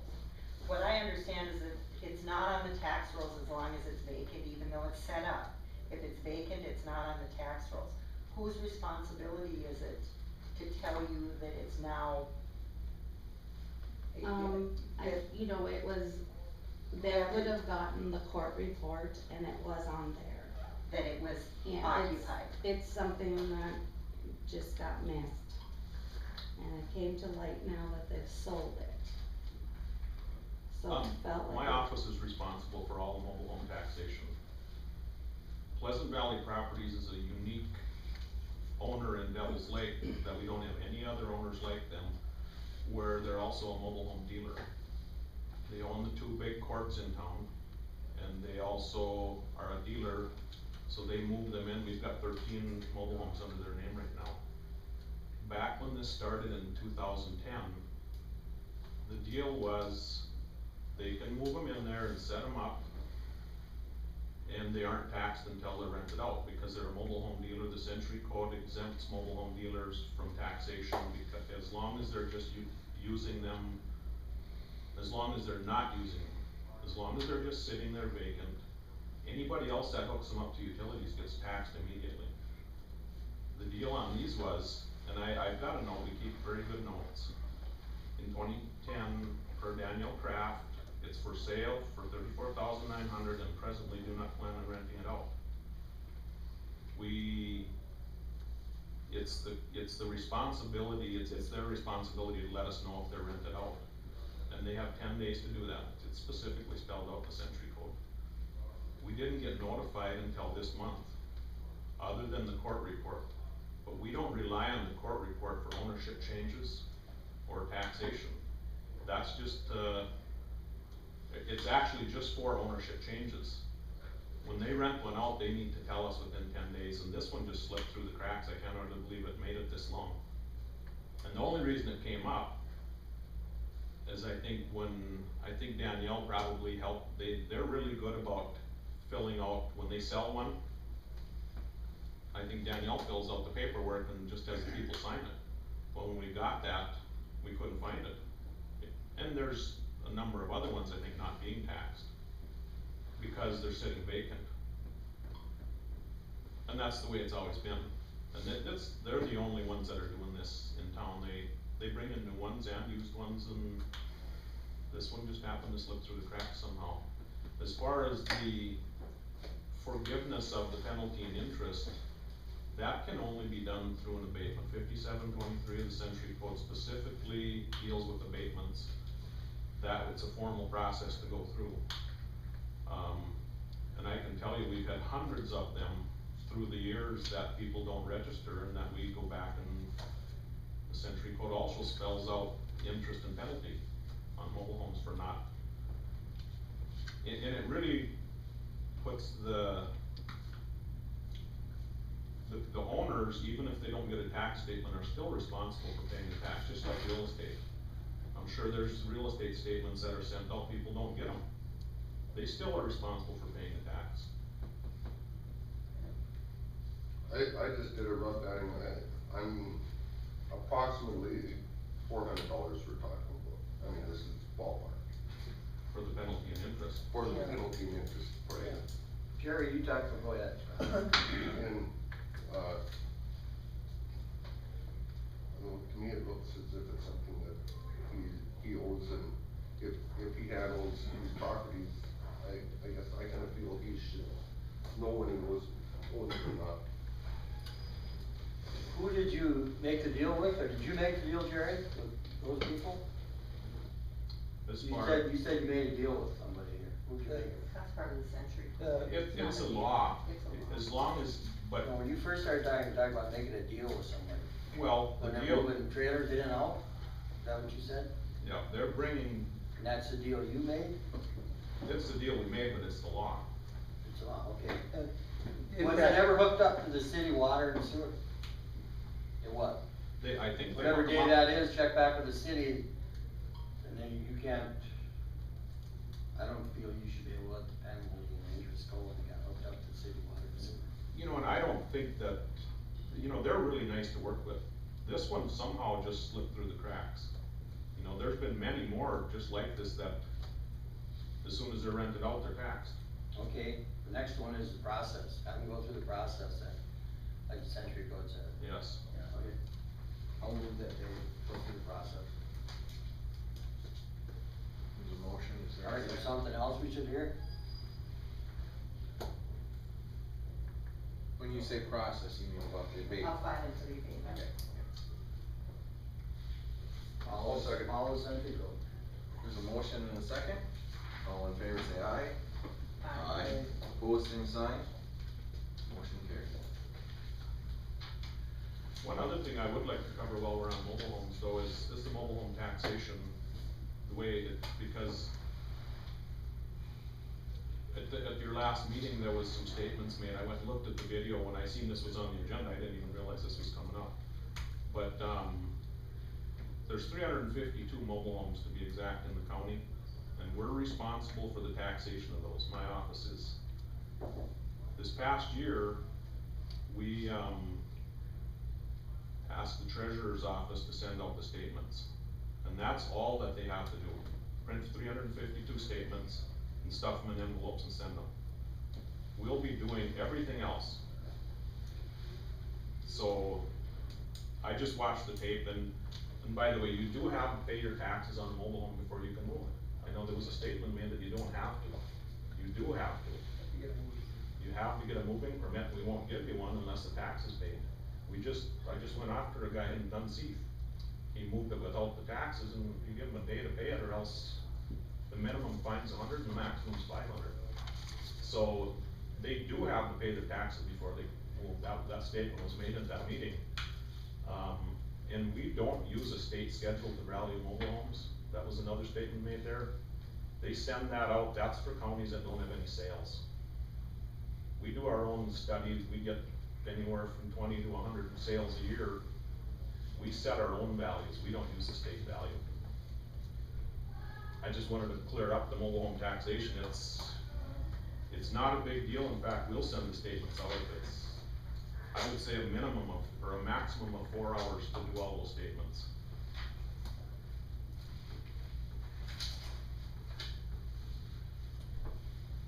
So, I think it's an issue that really got blown out of proportion, and it shouldn't have. Probably because it got shoved in our office, we didn't know what was really going on, because it was shove and push, and, cause we've never done it before. So it was like, tell me what I'm supposed to do, and we'll go with it. I think everybody understands what to do now, right? If you want me to send out the mobile home statements, that's exactly what I'll do. That's what you've been doing. Well, we've been putting on the new ones, going through the computer work of putting on the ones that have come through the year. I understood that when we had our meeting there in the next room. send out the real estate stuff. And a couple times a year, we send out a notification if they haven't paid and do the foreclosure process on them. Okay. That's what we've been doing, and are you gonna do warning and notices? Or do we do those? No, that's set in the century code, we have to do warning and notices. Okay. How many foreclosures do you have in the average year, 10? Depends on, yeah, and this year, everybody, as soon as they got their warning and notice, or not warning notice, got their foreclosure, cause we worked with Steve at the sheriff's department, they've all paid up. Oh, good. Okay. Since the mobile home courts can't have rental units, is that the way it is now? Does that correspond with these dates here now, that once that went that, then you had to form a partnership that you own all the mobile homes and you try to sell them, and how's that affected, being able to keep track of all the mobile homes nowadays and stuff like that, and the sales of them, Jerry, because it should have simplified things, didn't it? As far, 10 days. you mean like the other courts not being, renting them out? Yeah, they don't have rental units in town. That, you know, that's just a personal decision on their part that they, I mean, you can't, I can't own 20 mobile homes and have them plastered all over town, I don't think, I think the courts won't allow that anymore. Yeah. But it doesn't affect us, that really doesn't affect us. Although sometimes the court reports come in, not anything to do with Pleasant Valley Properties, the other ones will come in with a name change on it, and it's actually a renter. Or they maybe don't call it renting, it's like rent to own or something like that. So then it caused a problem, because we thought it sold.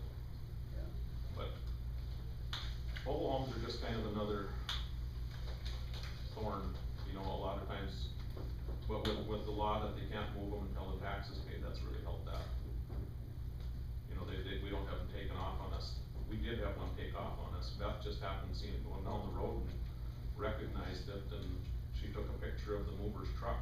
That's the only way we found it. It was up in Dunseith. And the mover paid the tax, cause he didn't wanna get fined. And doesn't that county, you know, it would show up there and they would wonder what, you know, where everything I is? called them, but it's on the reservation, so they don't have to pay tax on it, so it's not an issue to them. My mistake.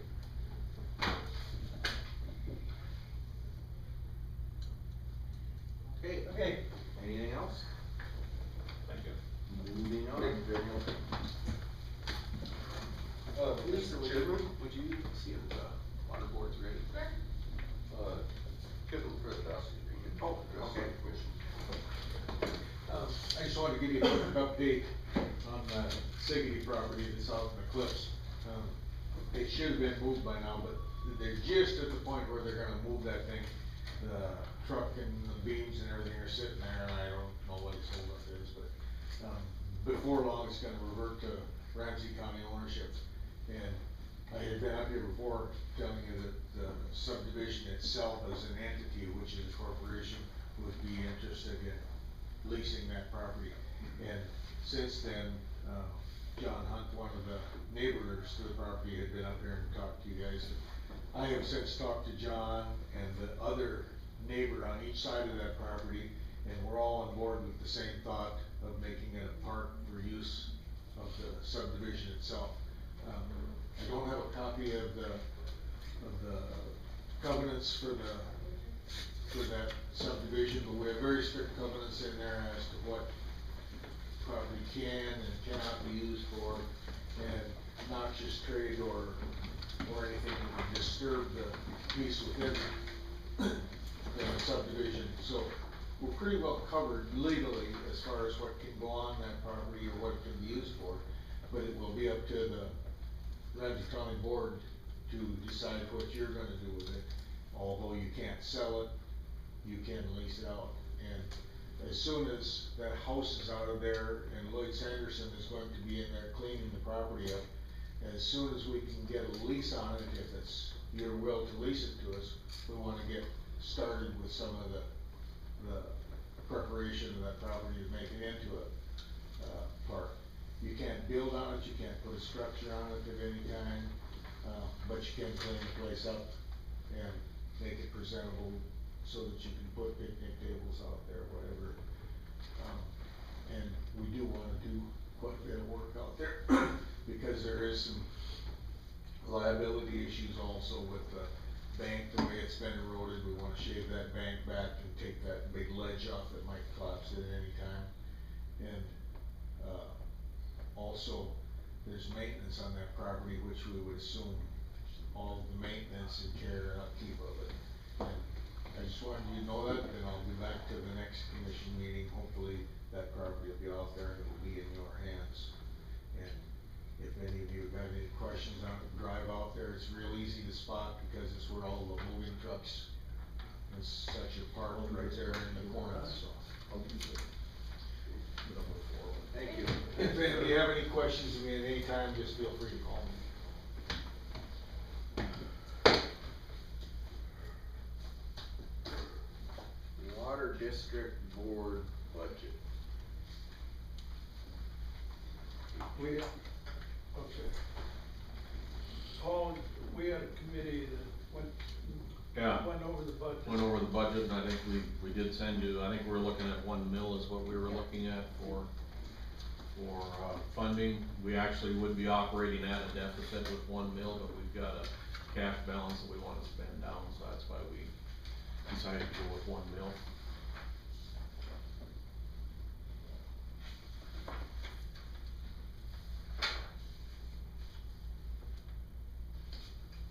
So you're you're gonna hold even then, huh?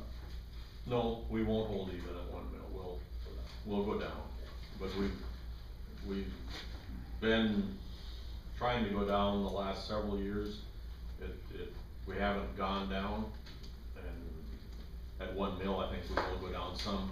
If you look at the projections there, the projections get us down quite a bit, but even looking at this year's budget, we probably got $30,000 to $40,000 that's not gonna be spent in this year's budget that will carry over. So that's why we feel comfortable with the deficit that we were projecting there. So just so you're aware, we don't work with mills, we work with the dollar figure you're requesting. Yeah. And you're requesting with the state aid and the general property tax, 67,000. So whatever that generates. Yeah, no, we just, yeah, we. Just so you're aware of that. And we started discussing, doing a clean out of the Starkweather Coulee. And we're in the beginning phases of finding out costs and working with Cavalier to get that put together. It was previously cleaned out in 2001, so it's been 13 years, and the landowners on it have come to us and requested to go and do that. I'm sure the cleanout won't be as big as what the original one was, but it's something they would like to get on a rotating basis and just kinda keep it going. Well, I could see where that would be nice all over. Yeah. If it could, get where. So that every year you do a little bit and you start over again when it. You guys would know what's coming up and the landowners would know what's going on. And we're looking at maybe a 50-cent maintenance assessment on it is what we're looking at. We'll meet with Cavalier County, cause we're together with Cavalier County on that one and get some more, we're trying to get some preliminary numbers to go with and see what we can do. Probably start the project this fall if we can. Then Paul, you wanna tell about that box culvert? Okay, there's a box culvert in Ramsey County number 4, just a little, on the Lawton Coulee, just a little bit north of the Lawton Road. And, there was a group of landowners that did a cleanout project there.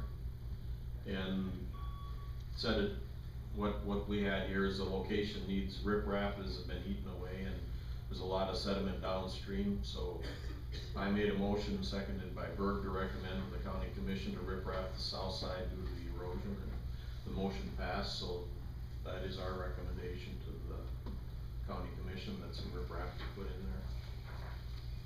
Kevin, are you familiar with that? I think so. This is number 8 though, isn't it? South side. Where it needs a riprap? Well, I thought it was 4 that.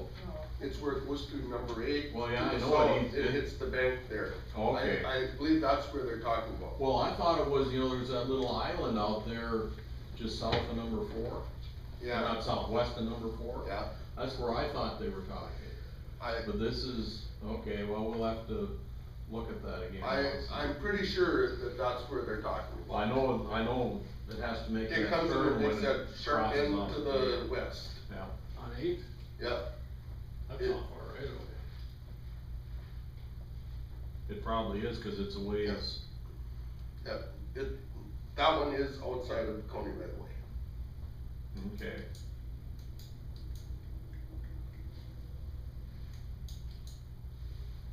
So I don't know how you handle that. I've never went off the right away to do any work. Yeah. Well, that would be maybe even more of a water board project as opposed to a county, cause if it's not in your right of way. So, maybe you don't have to do anything there. We gotta need a spot clarification. Yeah, we have to figure out for sure if that's where it's at. Okay, Right. I'm pretty sure that that's. well, you would the know, spot. yeah, Yeah, so, okay, cause, I know that one does cause quite a bit of trouble downstream. And, cause it comes shooting straight through to the south there, Yeah. and it hits that bank and It we're roars. trying to, yeah. along the same line as the Starkweather Coulee that we were talking about. I don't think the water board has a bid, an amount that we need to know we need to go out and get bids on. Do you know what the county commission has for policy on that? Century code. 25,000. I didn't hear, I was writing my notes down for the vacating highway here. Oh, we're looking at doing the Starkweather project, this cleanout deal. When we initially did it, it was a whole project, we went and did bids on it. In a situation like this, we were wondering if there's a dollar limit that we can go up to without getting bids. I'd have to look at that, it wouldn't fall under the the county general thing, bid limits. The county bid limits are, like for construction of courthouses and buildings is 100,000, I think, we've got fuel for 4,000 limit, I think we've got a 10,000 limit on election supplies. I don't know if there's anything under Title 11 that deals with bid limits. There might be something specific under the 62 or 65.1 code. I'm gonna get in the water, So so. yeah, it would probably be under the water thing. And I've not worked with that enough to know it off the top of my head. Okay. Bruce might, but. Yeah, well, we'll put that question to Bruce again. Yeah. He didn't know off the top of his head either, but that's what, we're gonna see with the county if they. It's always dangerous for lawyers to go off the top of their head, 'cause every 2 years this legislature changes the rules. Okay. Do you, this is not a related water issue, but are you guys gonna fix County 2 over there by Illinois? Still underwater. Yeah, there's a little bit on it. Well, it goes dry every year, if you fix it when it goes dry, then you wouldn't have to work in the water. Okay. It's a good theory. It'd sure be nice to have that road, I mean, you're spending all kinds of money on that road up north. We'd like to have a little money spent down there. Get that road fixed. It's Your only, guys' call. if you'd fix it the first time, it was only, it wasn't even a quarter mile. How long the stretch are we talking about? Well, you were out there and did the culvert, remember you smashed that culvert in? Yeah, I've done. I'd say that. Remember we got culvert, we smashed it in? Apparently. I'd say the stretch is, of course, it all depends on how high you build it, but, the stretch that goes underwater is probably, I don't know, if it's 500 feet. Have you ever got any FEMA money on it? We have, but it's been underwater, and we never fixed it while it was underwater. Now some of that's gone away. It would probably be closer to 1,500 feet if you had to build it up so it was level, I mean, you know, take the dip out. Oh, yeah, well, I don't think, you don't have to take the dip out, just get the thing so we can use it. And I don't, I don't know, that's, of course, that's a dilemma, what do you go to up there, 50, the lake gets, 50, I think it was about 53, Kevin, when it went under. I think that's when it first went onto the road, was about 53. Well, it's 52 something now. and Yeah, somewhere well, now. we lost all the gravel and all the stuff off it. And, What year did it first go underwater? 2011. Did we receive some FEMA money on it? We never spent it? We put some gravel in there, but next spring again, it was under again, so. Yeah. It didn't even make it, it made it through the winter maybe, that was it. It wasn't even good through the winter, to be quite honest. It was a mess. Soft and rutted. How wide's the road now? One track or? Well, there's still water on it now, It's closed. there's probably, 3-4 inches of water on it right now.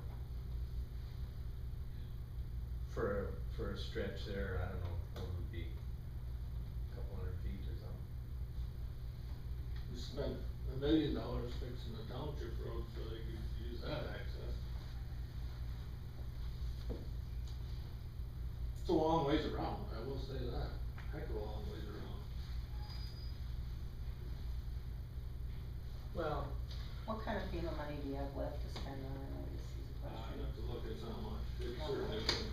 They won't do it. We're looking at investing our own money at this point. And only to have it go under again if the lake comes up 6 inches. Depending on how much we raise it.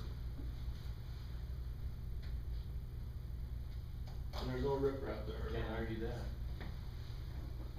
So, There's no riprap. FEMA didn't give us any riprap either. So You you've get got at least a cattails, foot right. you get cattails from riprap out there. What do you got for fetch on those things? 2 miles, 3 miles, well, on the north, not so bad on the south. Mile, half mile. That's funny too. No riprap. Well, just keep in mind, you guys are gonna have some big decisions to make out there once the water starts going down. Agree, I think we should wait for the water to go down. But it would be nice to have that stretch, so I mean, if you get, in your master plan, that would be one section that would be nice to have. And it's a short section that, you could get it to the, elevation that, you wouldn't have to worry about it. I do agree with that, But, The width of the road is still there. yeah, that's a Pretty big, much. that's a big county road, Yeah, that's big highway. That was a pretty heavily traveled road back in the day, cause now nothing but hunters and fishermen and honkers. The honkers use it a lot. They'll pay taxes, won't they? Yeah, I know. I just throw it out there, that's, it's a constant, talk out there, kind of an irritant, why doesn't the county spend some money down here? And of course, we don't why, cause it'll probably go under next spring, so. But, just so you know it, so it's on the radar. I do think it's one we should keep our eye on when the lake starts going down, I agree with that. If it was in shape, it'd be used a lot more Yeah, for sure. by a lot of, everybody, a lot of people. Other than black geese. Farmland's all underwater too, but as it keeps going down, then that farm ground would be. The local farmers would use it a lot. Oh, yeah. Well, that's what we can do right now. Well, as soon as the water gets off it, it starts getting drove on, and then it gets rotted out. But as soon as you can get a run at it, people start driving on it. 3-4 inches, that's too much yet? Well, it's pretty soft. Terrible soft. The water's been there for 3, 4 years. You could imagine how soft it is. Well, it was dry last fall. Yeah, last fall it did get dry, yeah. Can't be worse than 10. No, well, yeah, maybe by late. We couldn't get our motor graders through there, we was trying to grab them, so that tells you something. Well, yeah, okay. Okay. Thank you. Thank you. Thank you.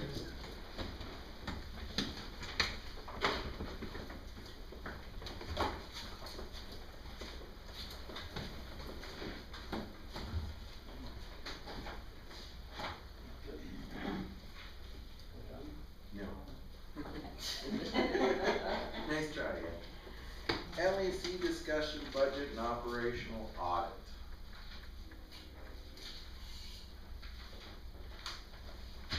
Well, on the LAC budget, if you guys want me to, talk on that. Yes. Basically, I understand that the motion was made to go up to $90 per day per prisoner It's the first, step, and then you yeah, guys. reservation rate that we could find a black budget, so. Okay. I did crunching of numbers from January till August, and, then I also did kind of a scenario on what she thought per days and hours, and the LAC budget alone, if you look at the information she gave you, the LAC budget, the re-entry center, the medical and the book charges are billed. They're all billed, but they're billed separate on her information. The LAC, in order to meet what they're requiring, $90 per day, and this is $886,410. Medical, on an average, this is year.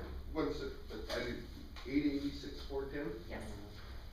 Medical, I took what we've had for the last 8 months, divided it by 8, took it times 12, I come up with 10,864, and I know they're looking into some Medicare, Medicaid, dollars too to help with that.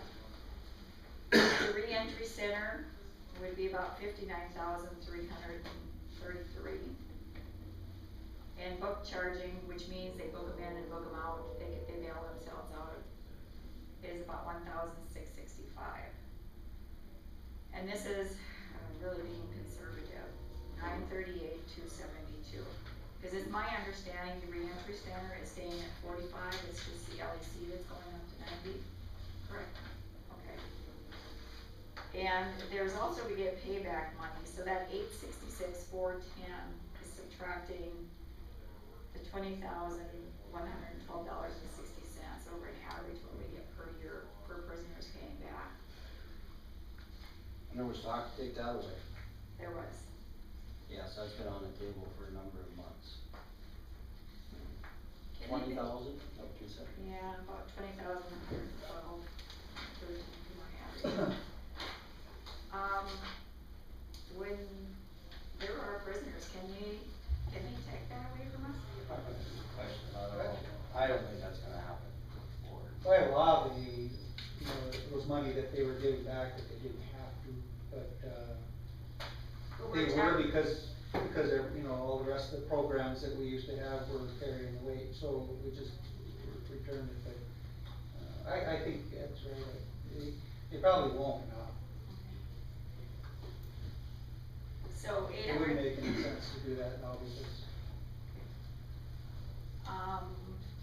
If we put 938,272, 10 mills is approximately 475,000. We just finished the specials on Friday, and I haven't really reviewed all the numbers, so you figure 10 mills is worth 475,000. The rest would have to come out of the general, and our max in the general is 23. And right now, our general fund would need 16, and so we put on an extra 7, that won't even cover it all. But this is coming in, I don't know. We're way too high. It is, well, everybody. But we're gonna have to do the publication also, just so the board knows that, and I'm gonna hopefully get that publicized so we can have that at 6:05 on the 16th for the percentage increase. cause their mills are gonna go from 110 to 129.30.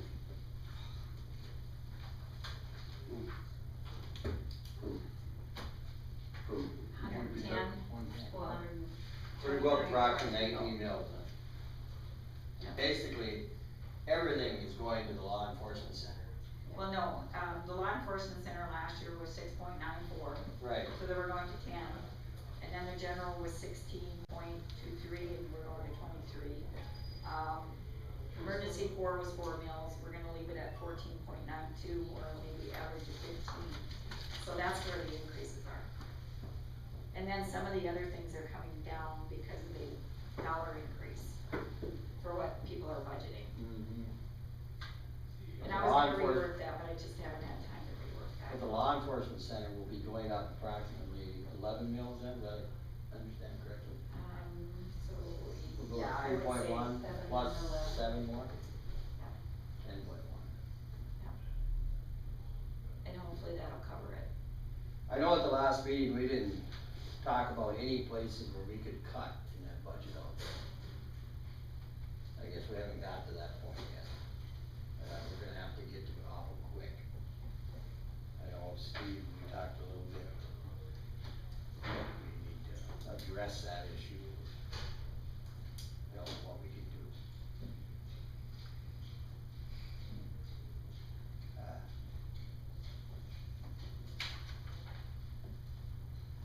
So basically, we're going from about 325,000 to 938,272. And I did check on that extra 10 mills for the law enforcement center. That is if there is construction. We can't use that for incarcerations. Went from what to what? 325 to 938. 325 to 938. For 600,000. So it's for done. Yeah, just about triple. We can't use anything more than 10 unless it's construction. Right. Remodeling? Well, it's in the century code that it's construction, like, say for instance, if they do an addition. But see, the LAC is not owned by the county. Half of it. It's owned by the county and the city joint. Well, That's what I know, in looking at our plat map, it's jointly on the plat map, if it follows the title, it says City of Devils Lake and Ramsey County. Because I know when they did the last reentry center, they borrowed the money, and I know I have to sign and Joe had to sign off on it, and so did the city. But we did not pay the loan, they paid the loan. So there's, you can't use that extra 10 mils for incarcerations, it's construction capital outlay. Improvements. And I don't know if we can use it, or Lonnie and I can research it if they were to decide to build on. Talk about a remodel on those classrooms, to make cells on them. And then leaving the 8-bed one at the juvenile. And with the information we received from Aberdeen, that's the BIA. center for BIA, is that, they look at it, they would, you know, that the figure would probably be close to $200 a day. And that would wash very well there as far as an 8-bed unit. Save 2 beds probably for this, or, like somebody's told us, maybe it was Judge Fowley that said just fill it up. You know, if you have an opening, then you got an opening, if you don't, you go to Grand Forks. Yeah, that's true. But that's, you know, would work very favorable towards the law enforcement center, and it sounds like they're more than willing to use that facility. They definitely want it on. I know for the BIA officers, it's a heck of a lot shorter trip from Fort Todd to Devils Lake than it is to Newtown, or We have Southern a South Bureau. contact person in Aberdeen, Jeremy. Excuse me, first name Jeremy, I think. Question for you, Lee. If we take all this money out of the general fund to finish funding this, is that gonna leave our general fund in short supply for doing other things that we need to do over there? Well, I'm doing my estimates, if we go up to 23, that's allocating 7 mills to them. And, you know, the incarcerations fluctuate from year to year. One year they're really high, the next year they're kind of mild, so it's, you kind of do an average. Yeah. I would say your general fund would be okay, but I can't promise. That's what made it tough to come up with any estimates, but, Yeah. The incarceration rate, you almost have to bet that it's gonna go up with the DUI laws and the drug task force. I mean, it's not gonna go down. I think the financial administrator said flat out, she figured that Ramsey County's, yeah, I don't want anybody to know who I am anyway. It was very likely it would go over 10,000 jail days this year. That's $1 million. Yeah. That's 900,000 right there. I'm, you know, Just not, for jail time. You know, that's some of the discussion that we were hoping to have, is to isolate that drug task force, commitment that Ramsey County has to absorb, that the other ones are getting benefit out of in the DUI laws and stuff, because they, you know, it would only make sense that they would have to, in this world, they pretty much have to understand that we're taking the brunt of that. And, you know, it wouldn't hurt for them to help us out. The increases to them to triple their rates isn't gonna be near the effect on them as it is on us. That's why they all voted for it. We were hoping to get to that discussion before now. Can somebody explain to me the reimbursement income line under revenues and expenditures, please? Steve, do you have any idea on that? You're talking LSC rate? I'm talking the LSC budget. Reimbursement income, actual in 2013 was 292,000. January to June of this year was 96,000. I'm gonna share yours. We budgeted for 525,000, but we've only collected 18%. So we're assuming that, Revenue side, right, so we're assuming for revenue for next year, we're only gonna have 200,000. Whereas we budgeted last year for 525,000. And then when you turn it over on the other side, whatever this reimbursement expense is, we still want to take off $525,750 for expenses. But we're only gonna get reimbursed 200,000, but the reimbursement revenue is 525,000. That is not a balanced budget in my eyes. What is reimbursement expense? You would have to go back and take a look at the question that was asked of her to answer, and that's the number that you got out of that question. And every time the question changed, the numbers changed, so. Well, it's the same on, in each projected budget. It's $525,000 in expenses, but it's only $200,000 in projected revenue. That's $325,000, that's a kind of a ton of money we're looking at here. I'm just gonna take a guess, and it's the costs against the $30 rate. Well, if you're all the way up to a $90 rate, isn't your reimbursable income gonna go up that much?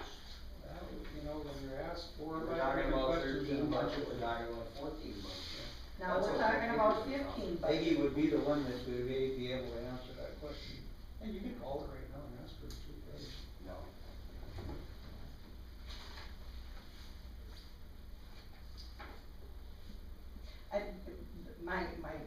My concern is that for income, you only earned 18% of what you projected you were gonna earn in 2014.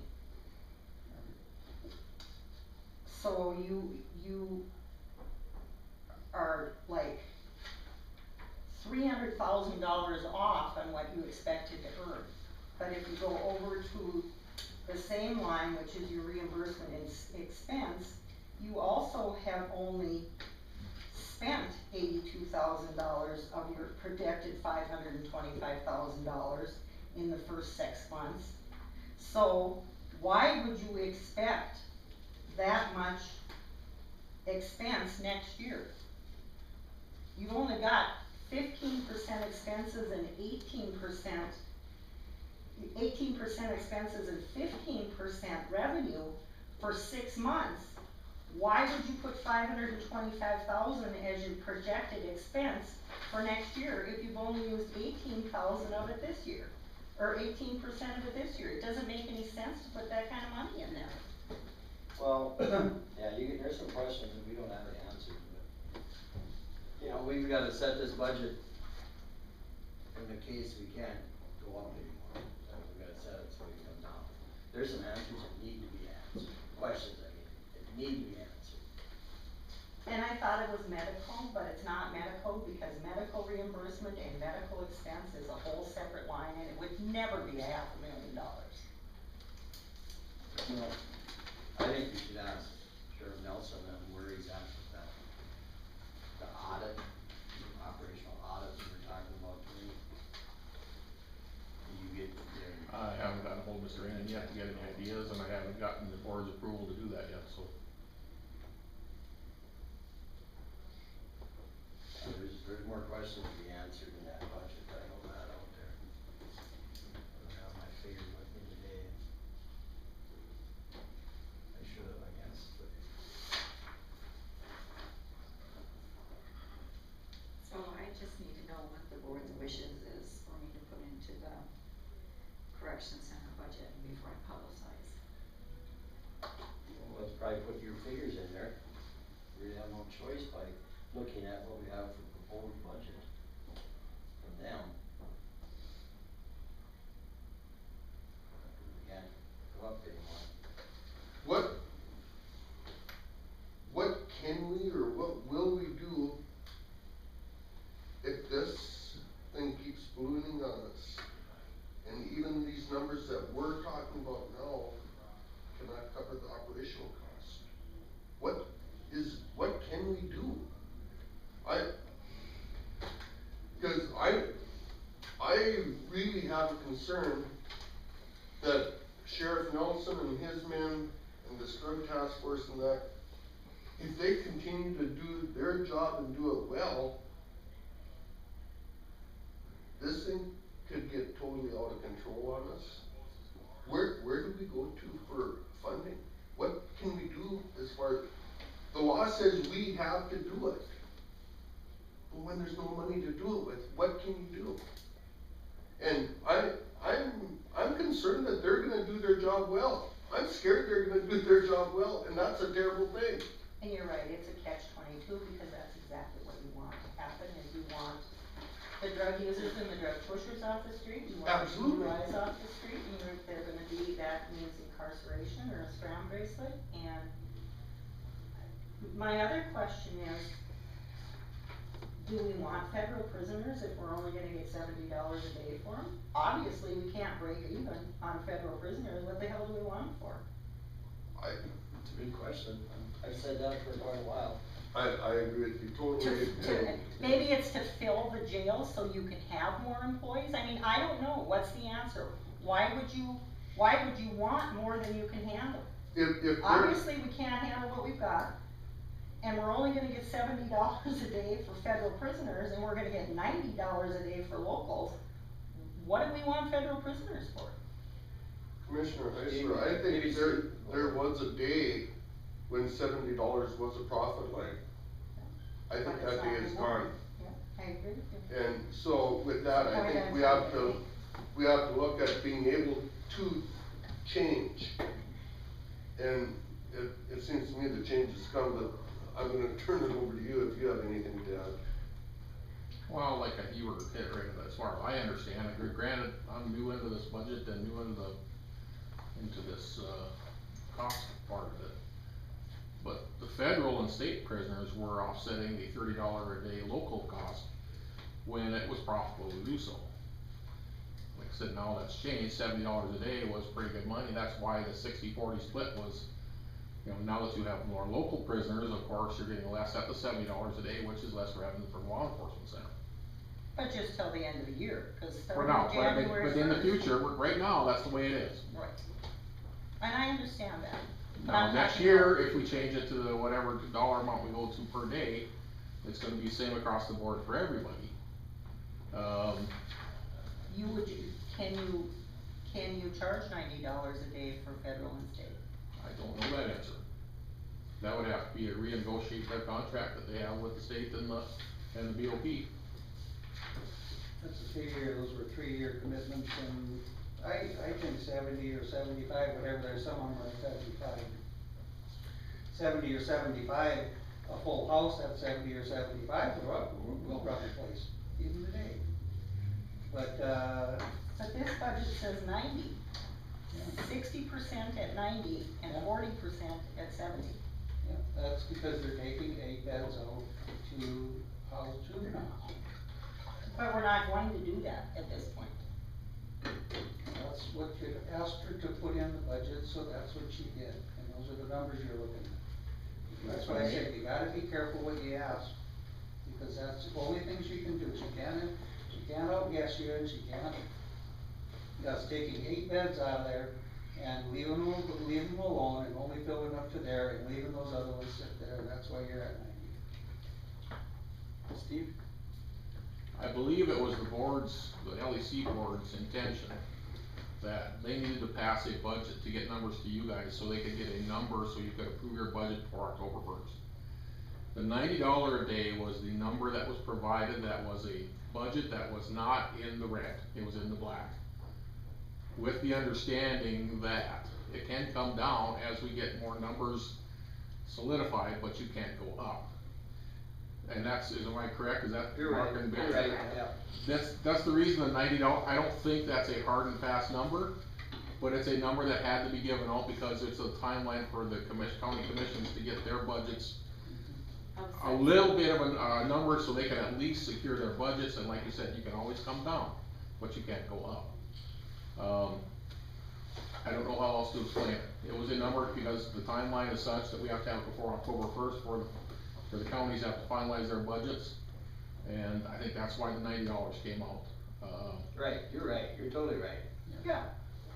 And I really think that we need to get somebody in to look at the actual numbers and find out exactly where it sits, and get us a little better, you know, if we get a handle on some issues, the revenue thing, the overtime issue at the law enforcement center with the jail, and you know, last year they spent $300,000. If we could cut that in a third, if it works, and these are just suggestions, these are proposals, this is nothing cut in stone, but we might be able to save the $200,000 in that. That's significant. Which is a significant drop, which should affect, you know, but that's all, right now, that's just what they passed because they had to.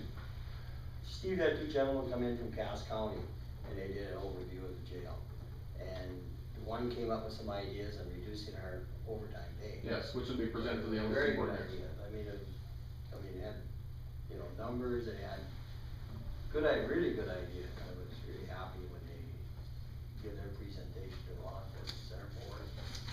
And, but, you know, we're at a budget cycle right now where we have to make a decision as a commission, you know, that we can't go up.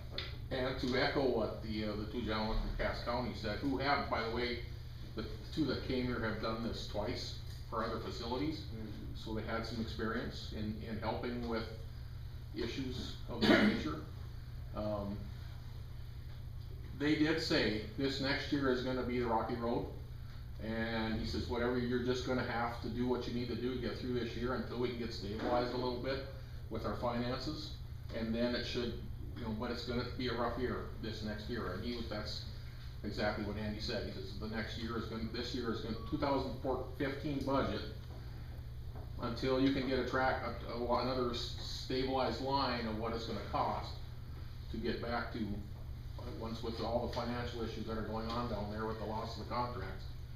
You know, so that's the best answer I can come up with at this point, until we can look at a few things and see what we can, if we can adjust some down, and still continue to provide a good service. At this point, that's where it sits. If that makes any sense to the commission, but. Yeah, the $70 we're getting for federal prisoners, I'm not sure if that can be negotiated or not. I don't know how many I years don't the know. contract We should find that out, nobody seems to know, so we should. They were get just the answer. renegotiated just before Dick left. he renegotiated all those contracts, they're 3-year contracts. So we're halfway through? What did it go from up to 70? It did, Where it was stayed there, it stayed at Stayed 70. there. So we're approximately And halfway he knew he through? was gonna lose the federal juveniles, but he. No, he didn't negotiated really know the he was state gonna lose that, those got lost in January. Steve, what were you gonna say? Nothing, I was just asking, No, in fact, the numbers were good on the juvenile end of it at that stage of the game, but, the foresight was when the government shut down, and that's what caused a lot of the budget cycle to go into the next year before we got our payments, and confused this issue even more, which is probably reflected in these numbers. But it was in January or February when we called them and asked them if there was any way that they could either send us more juveniles or we were losing money, and they said, we'll just let you, suspend your contract. The media has it that they got shut down for other reasons, but we were never ever shut down. We asked for a suspension of the contract because we couldn't afford to pay when we only had 2 federal juveniles. And they did that, so maybe those contracts are negotiable. If we can prove that our costs are higher, they definitely will. They're easier to get along with than most people think, but since the contracts are in place and the federal government's cutting back on a lot of their monies too, and it doesn't sound likely that they'd be, real enthusiastic about doing it. Probably the only thing that, going along with what you're saying, I think the only thing that would play in our favor is there's so many more federal prisoners too, and all their prisons are so overloaded that maybe they're gonna be forced a little bit into outsourcing. But, one question I have, and I don't know, Lonnie, if this should go to you or to you, Steve, so to either one of you, is when you go out and, I'm gonna say make a drug arrest, or something of that sort, where there's monies out there, can the money that's confiscated, can that be used for this purpose? We do forfeiture actions. But it goes into county general. So say I've got several pending right now where, they've done a couple controlled drug buys, we go in and do an arrest, and they seize $3,000, $4,000, $5,000 in forfeiture monies. Under the drug forfeiture laws in Title 1903.102, somewhere in there, when you do the forfeiture, a certain percentage goes to the drug task force it can't be used for salaries, it can be used for purchasing equipment and stuff like that. And I believe 20% can be given to the county general. So when I do those drug forfeitures on occasion, the county will get 20%, but it just goes into the general fund. Okay. But, like today, or the way we're looking at now, It's all coming out of the general. yeah, fund. there's a big chunk of it coming from there anyway, so it basically, it could probably be at least that part of it anyway. Historically, the forfeiture money hasn't been all that big. We had a big one a few years back with a Mexican drug cartel where I think we did a forfeiture of about 90,000, and the county's share was over 26,000. So we've had some, but those are pretty. It isn't something we can count on as a good income source. No. Okay, thank you. And just keep in mind, the drug task force does bring in some cases, there's no doubt about that. But the height of the meth era that we had in 2000, 2001, 2002, we had a couple years where we were over 420, 430,000 in incarceration for the year, long before the creation of the drug task force. The drug thing kind of seems to cycle. Meth was big in 2000 to 2003, 2004. It seemed like a lot of the druggies went into OxyContin, hydrocodone, a lot of the prescription meds, and those are starting to cycle down because the street value on those have gone up to $2 to $2.50 a milligram. So that's kind of priced them out of the market, and they seem to be going back toward meth. And that's going to happen regardless of whether we have one drug task force agent or two drug task force agents. Some of our biggest drug busts have been a highway patrolman who pulls somebody over for speeding and it just falls on his lap. The smell hits him and we get a Carroll Doctrine search where a huge amount of drugs, we just had that, you know, I think we had 4 in that car and all 4 of them spent 3-4 months in jail before, we sent them off to prison or they were given releases. And also, you guys have to realize, just because we have one person assigned to a drug task force, we were working drugs long before that. It's just that we did not have one person specified to do it.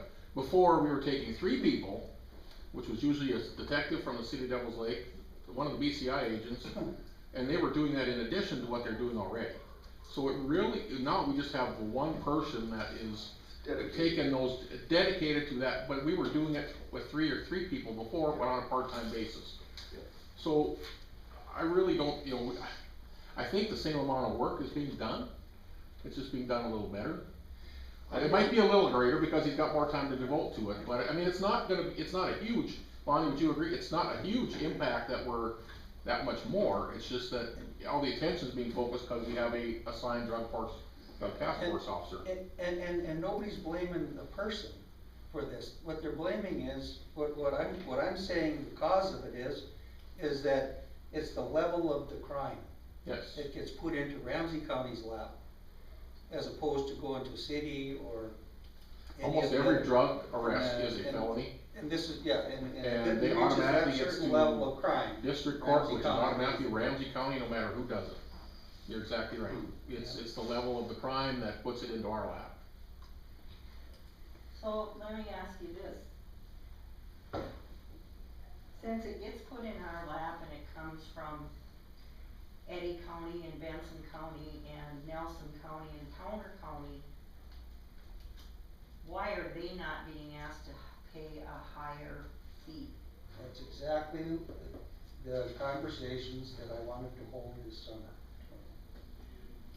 I mean, if you're from New Rockford, North Dakota, and you live in Eddy County and that's your residence, state law says that Ramsey County has to pay your incarceration fees if you're charged with a felony and put in jail. Well, if you're charged with a felony in Ramsey County, the bill goes to Ramsey County. If you're charged with a felony from Eddy County and that person is put in jail in the Lake Region LEC, Eddy County gets that bill. So whichever jurisdiction in which that person is charged, that jurisdiction pays the incarceration bill. But it really seems to me that it's a lot of the people from our surrounding counties, this is where things are happening, is here. So their chances of getting picked up are best here. So even when they're from those counties, they're in our county and we're getting slapped with the dang bill. And that's just because that's the way it's a benefit to the other counties for us to have this here. And it works the same way with the DUI laws and stuff like that. Yeah. Because when you look at the percentage of increase of people who get arrested and stuff like that, they happen here. They happen in Ramsey County. We are kind of a hub community for this area. Exactly. A lot of people come here to shop, a lot of people come here to do other things, and we can kind of get drawn in, and yes, we have higher activity, and yes, they get in trouble here, and yes, we get stuck with it. Do we have the option of billing out to the point of origin for the person? No. Oh. State law. Okay. That was easy to answer. So those conversations have to take place to solve our problem. Well, my whole problem with this whole thing is I think we're discussing Lake Region Law Enforcement Center board issues here and not Ramsey County board issues here. And in the meetings I've been to with at the law enforcement center, these very issues are not being discussed. It's hard for me to understand why these issues have not been discussed. You know exactly what kind of issues have been discussed in the last 6 months. They're constantly. hope you're happy. Well, I think Bill, I really resent that. I Well, I don't don't think that believe- you, I I don't don't think believe that that you, anybody I is think doing you. anything wrong. Okay, let's get back to the Thank you. matters at hand here. Well, just a minute now, I'd like to, what Bonnie said and what Steve has said, you know, they're the law enforcement in our county. The jail, we're supposed to provide that service to the people. And the people, unless I miss my guess, the people in this community want safety on our streets. They want drug dealers picked up, they want a reduction in drug use in our young people. The people are gonna squeal a little bit about this, and I'm not justifying this big total of money we gotta pay, but the people wanna be safe. And it's up to the county to supply a service, and that's what we're doing. Stephen? The jail administrator from Cass County made this statement, and Ed and Mark will have heard it, I'm sure. It costs them $110 a day per prisoner. Is that not what he said? Yeah. They bill out 75. It is a county-run facility. Cass County is the sole proprietor of that Cass County jail. And the county makes the difference up at the end of the year, out of the general fund. The $35, $40 a day, from the 75 that they charge everybody, to the 110 that he said is actually when you punch out the numbers that it costs. And the county just pays the bill, and I think that's kinda where we're at right now with our LEC. And the issues you're struggling with this budget is the cost, we're gonna have to just, that's my own suggestion, I guess. Is And they house City of Fargo's prisoners. City of Fargo, they house for Richland County, they house for other, they charge federal housing, they do, but it's still, that's their cost per day, and it's not cheap to put people in jail, it's not cheap to run a jail. But I guess like Ed just said, it's something that the community requires, as far as keeping our people that want are. it. I mean, they want safety. Yes. We all do. Well, If we don't have law, but- what the hell are we gonna have? Exactly, but my point is, you know, sometimes the costs are gonna be, and that's what I said, until we can get, I think we just have to do, my suggestion, we need to get through this Yeah, and you're move right. forward. You couldn't have said it better. I think it is correct too, that, you know what?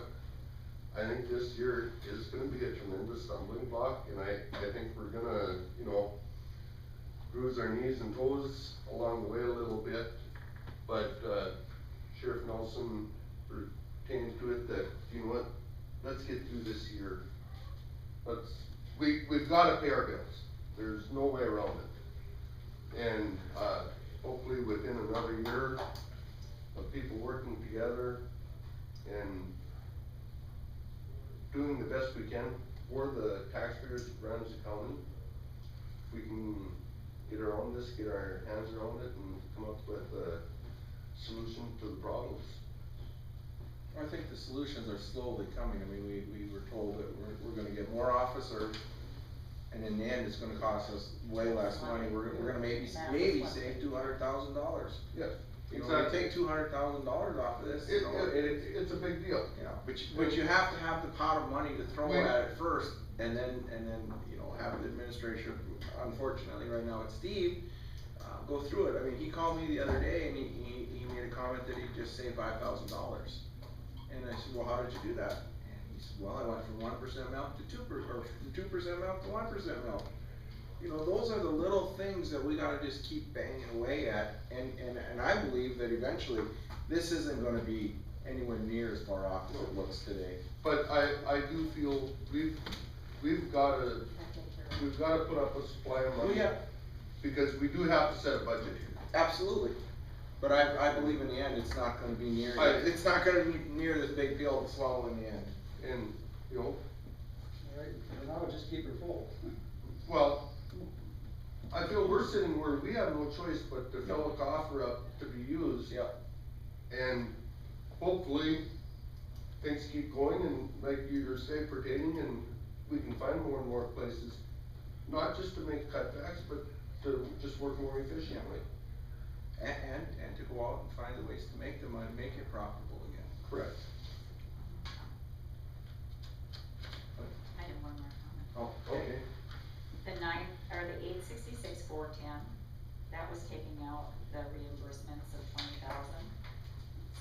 add that back in.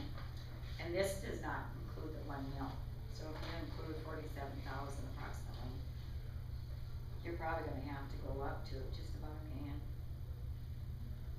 If we don't take the $20,112 out for medical expenses. I guess, That's why I need to know what you guys want me to publicize in the budget for that.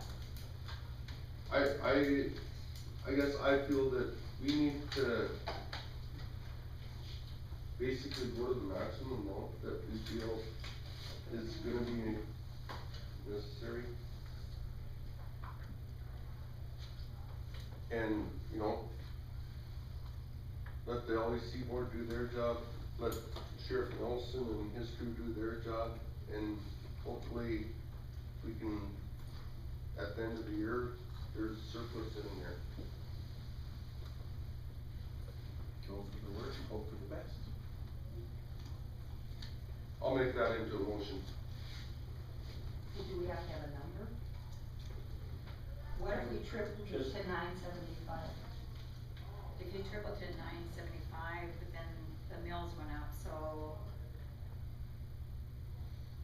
You're pretty much there now, with that other mill. Well, if you take out the 20,000 for medical Yeah, expenses and you add the 47,000, you're pretty much at 975, I would say. I thought that's what, Well, we were at 938. and Yeah, then but that's minus the 20,000, and that's not including the 1 mil, which is about yeah, about but 47. that's what I thought you said that we had to add into there. Yeah, we have to add that in, The mill, Yeah. the mill's gotta be. add it in, yeah. So now we're gonna get 958 plus 47. Now you're over, well, we got now you're over $1 million. That's right. Yeah. 975 sounds fine too, but I don't know, You don't know if it's enough. I don't know. I mean. You make me nervous if you say that. Well, if I take the 20,000 out, 938, 275, Goes to and, 958. yep, put that back in, and then add in the 47, you're over $1 million. You're at 950, No, maybe 5. 95, I'm sorry. You still make me nervous. I know. You know, We have to do it, though. I mean, we're just, we can't change the bylaws of that law enforcement center the next month. Not in a month, no. I don't, No, It's gonna be a real battle of change. should've been worked on. do you know what, we're sitting here, you know, and not to try to sound like $5,000 or $10,000 isn't a lot of money, but when you're looking at $1 million budget, it does lose some of its punch.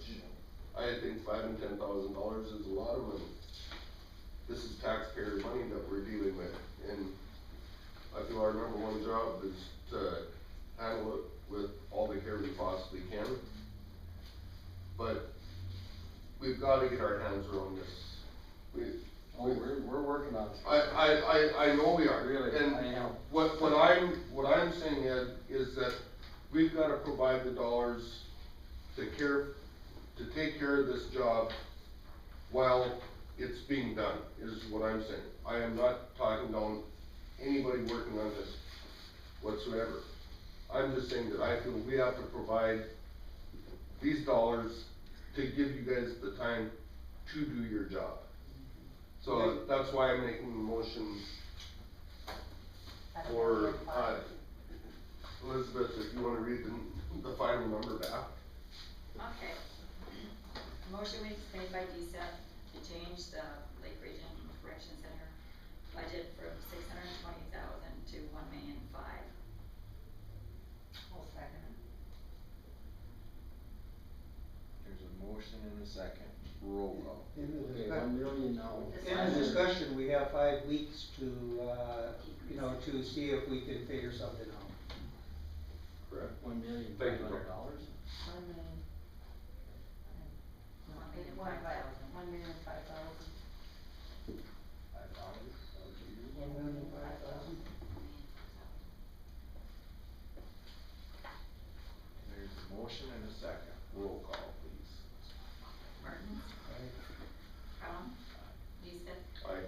Heisler? Olson. Alright, motion carried. Is there any more discussion? LEC.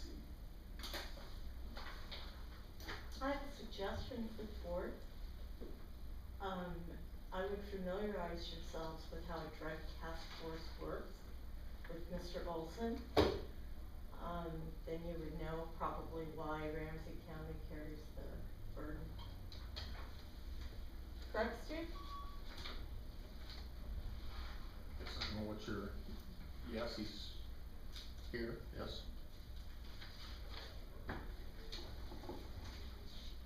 Okay. Approve publication for percentage increase to taxpayers. A motion, is there a second? Motion and a second. All in favor say aye. Aye. Opposed, same sign. Motion carried. Any announcements today? Bill? Approve the budget or The plenary- hearing date? You have to approve the preliminary hearing. Oh. There's two different hearings on there. Okay. One's a preliminary budget and the other one's Okay. application for the Approve percentage. 2015 preliminary budget and hearing date. We have 5 weeks. Basically, the final budget hearing is the first meeting in October. And I will do a publication bids for 2 consecutive weeks. So basically, we set the time for, gotta get my October calendar. October 7th. Yep. What time do you want it at? 9:30? Sure. Sounds good to me. Motion to have a hearing on the. When's this? What's the date? 9:30 on the first Tuesday of October. Oh, okay. There's a motion, is there a second? Second. There's a motion and a second, all in favor say aye. Aye. Aye. Opposed, same sign. Motion carried. Any announcements? Did you guys approve the preliminary too in that motion? Yes, we did. Yeah. Yep. Announcements for portfolio information, Bill? I don't have anything. Okay, Myrna? Meeting with, several, we've gone from one to more than one, oil refinery interested parties. On Friday, As far as what? people who wanna put oil refineries in this area. So would they apply to the city, for anything, or where do they wanna? Some of them already have applied for permits. Yes. And been granted them. By the state. Is there any information out there, about how much water of It's all refinery? executive, it's all an executive session at this point in time because of the law. Okay, Alright. anything else? Mert, are you aware the EPA has been notified about a superfund in the Roundhouse subdivision? Does that have anything to do with the Oh, with it the oil absolutely will refinery? have something to do with With the how. oil refinery? Absolutely. it No, will. I've not been made aware of that. Alright, I'll let you know. District 8's calling back today. Scott? Nothing to report? Ed? I think we hashed over law enforcement centers, everything else is fine, I guess. Yep, I think so. I wanna commend Steve on stepping up and doing a good job. Things, it seems to be rolling very smoothly. Thank you, Steve.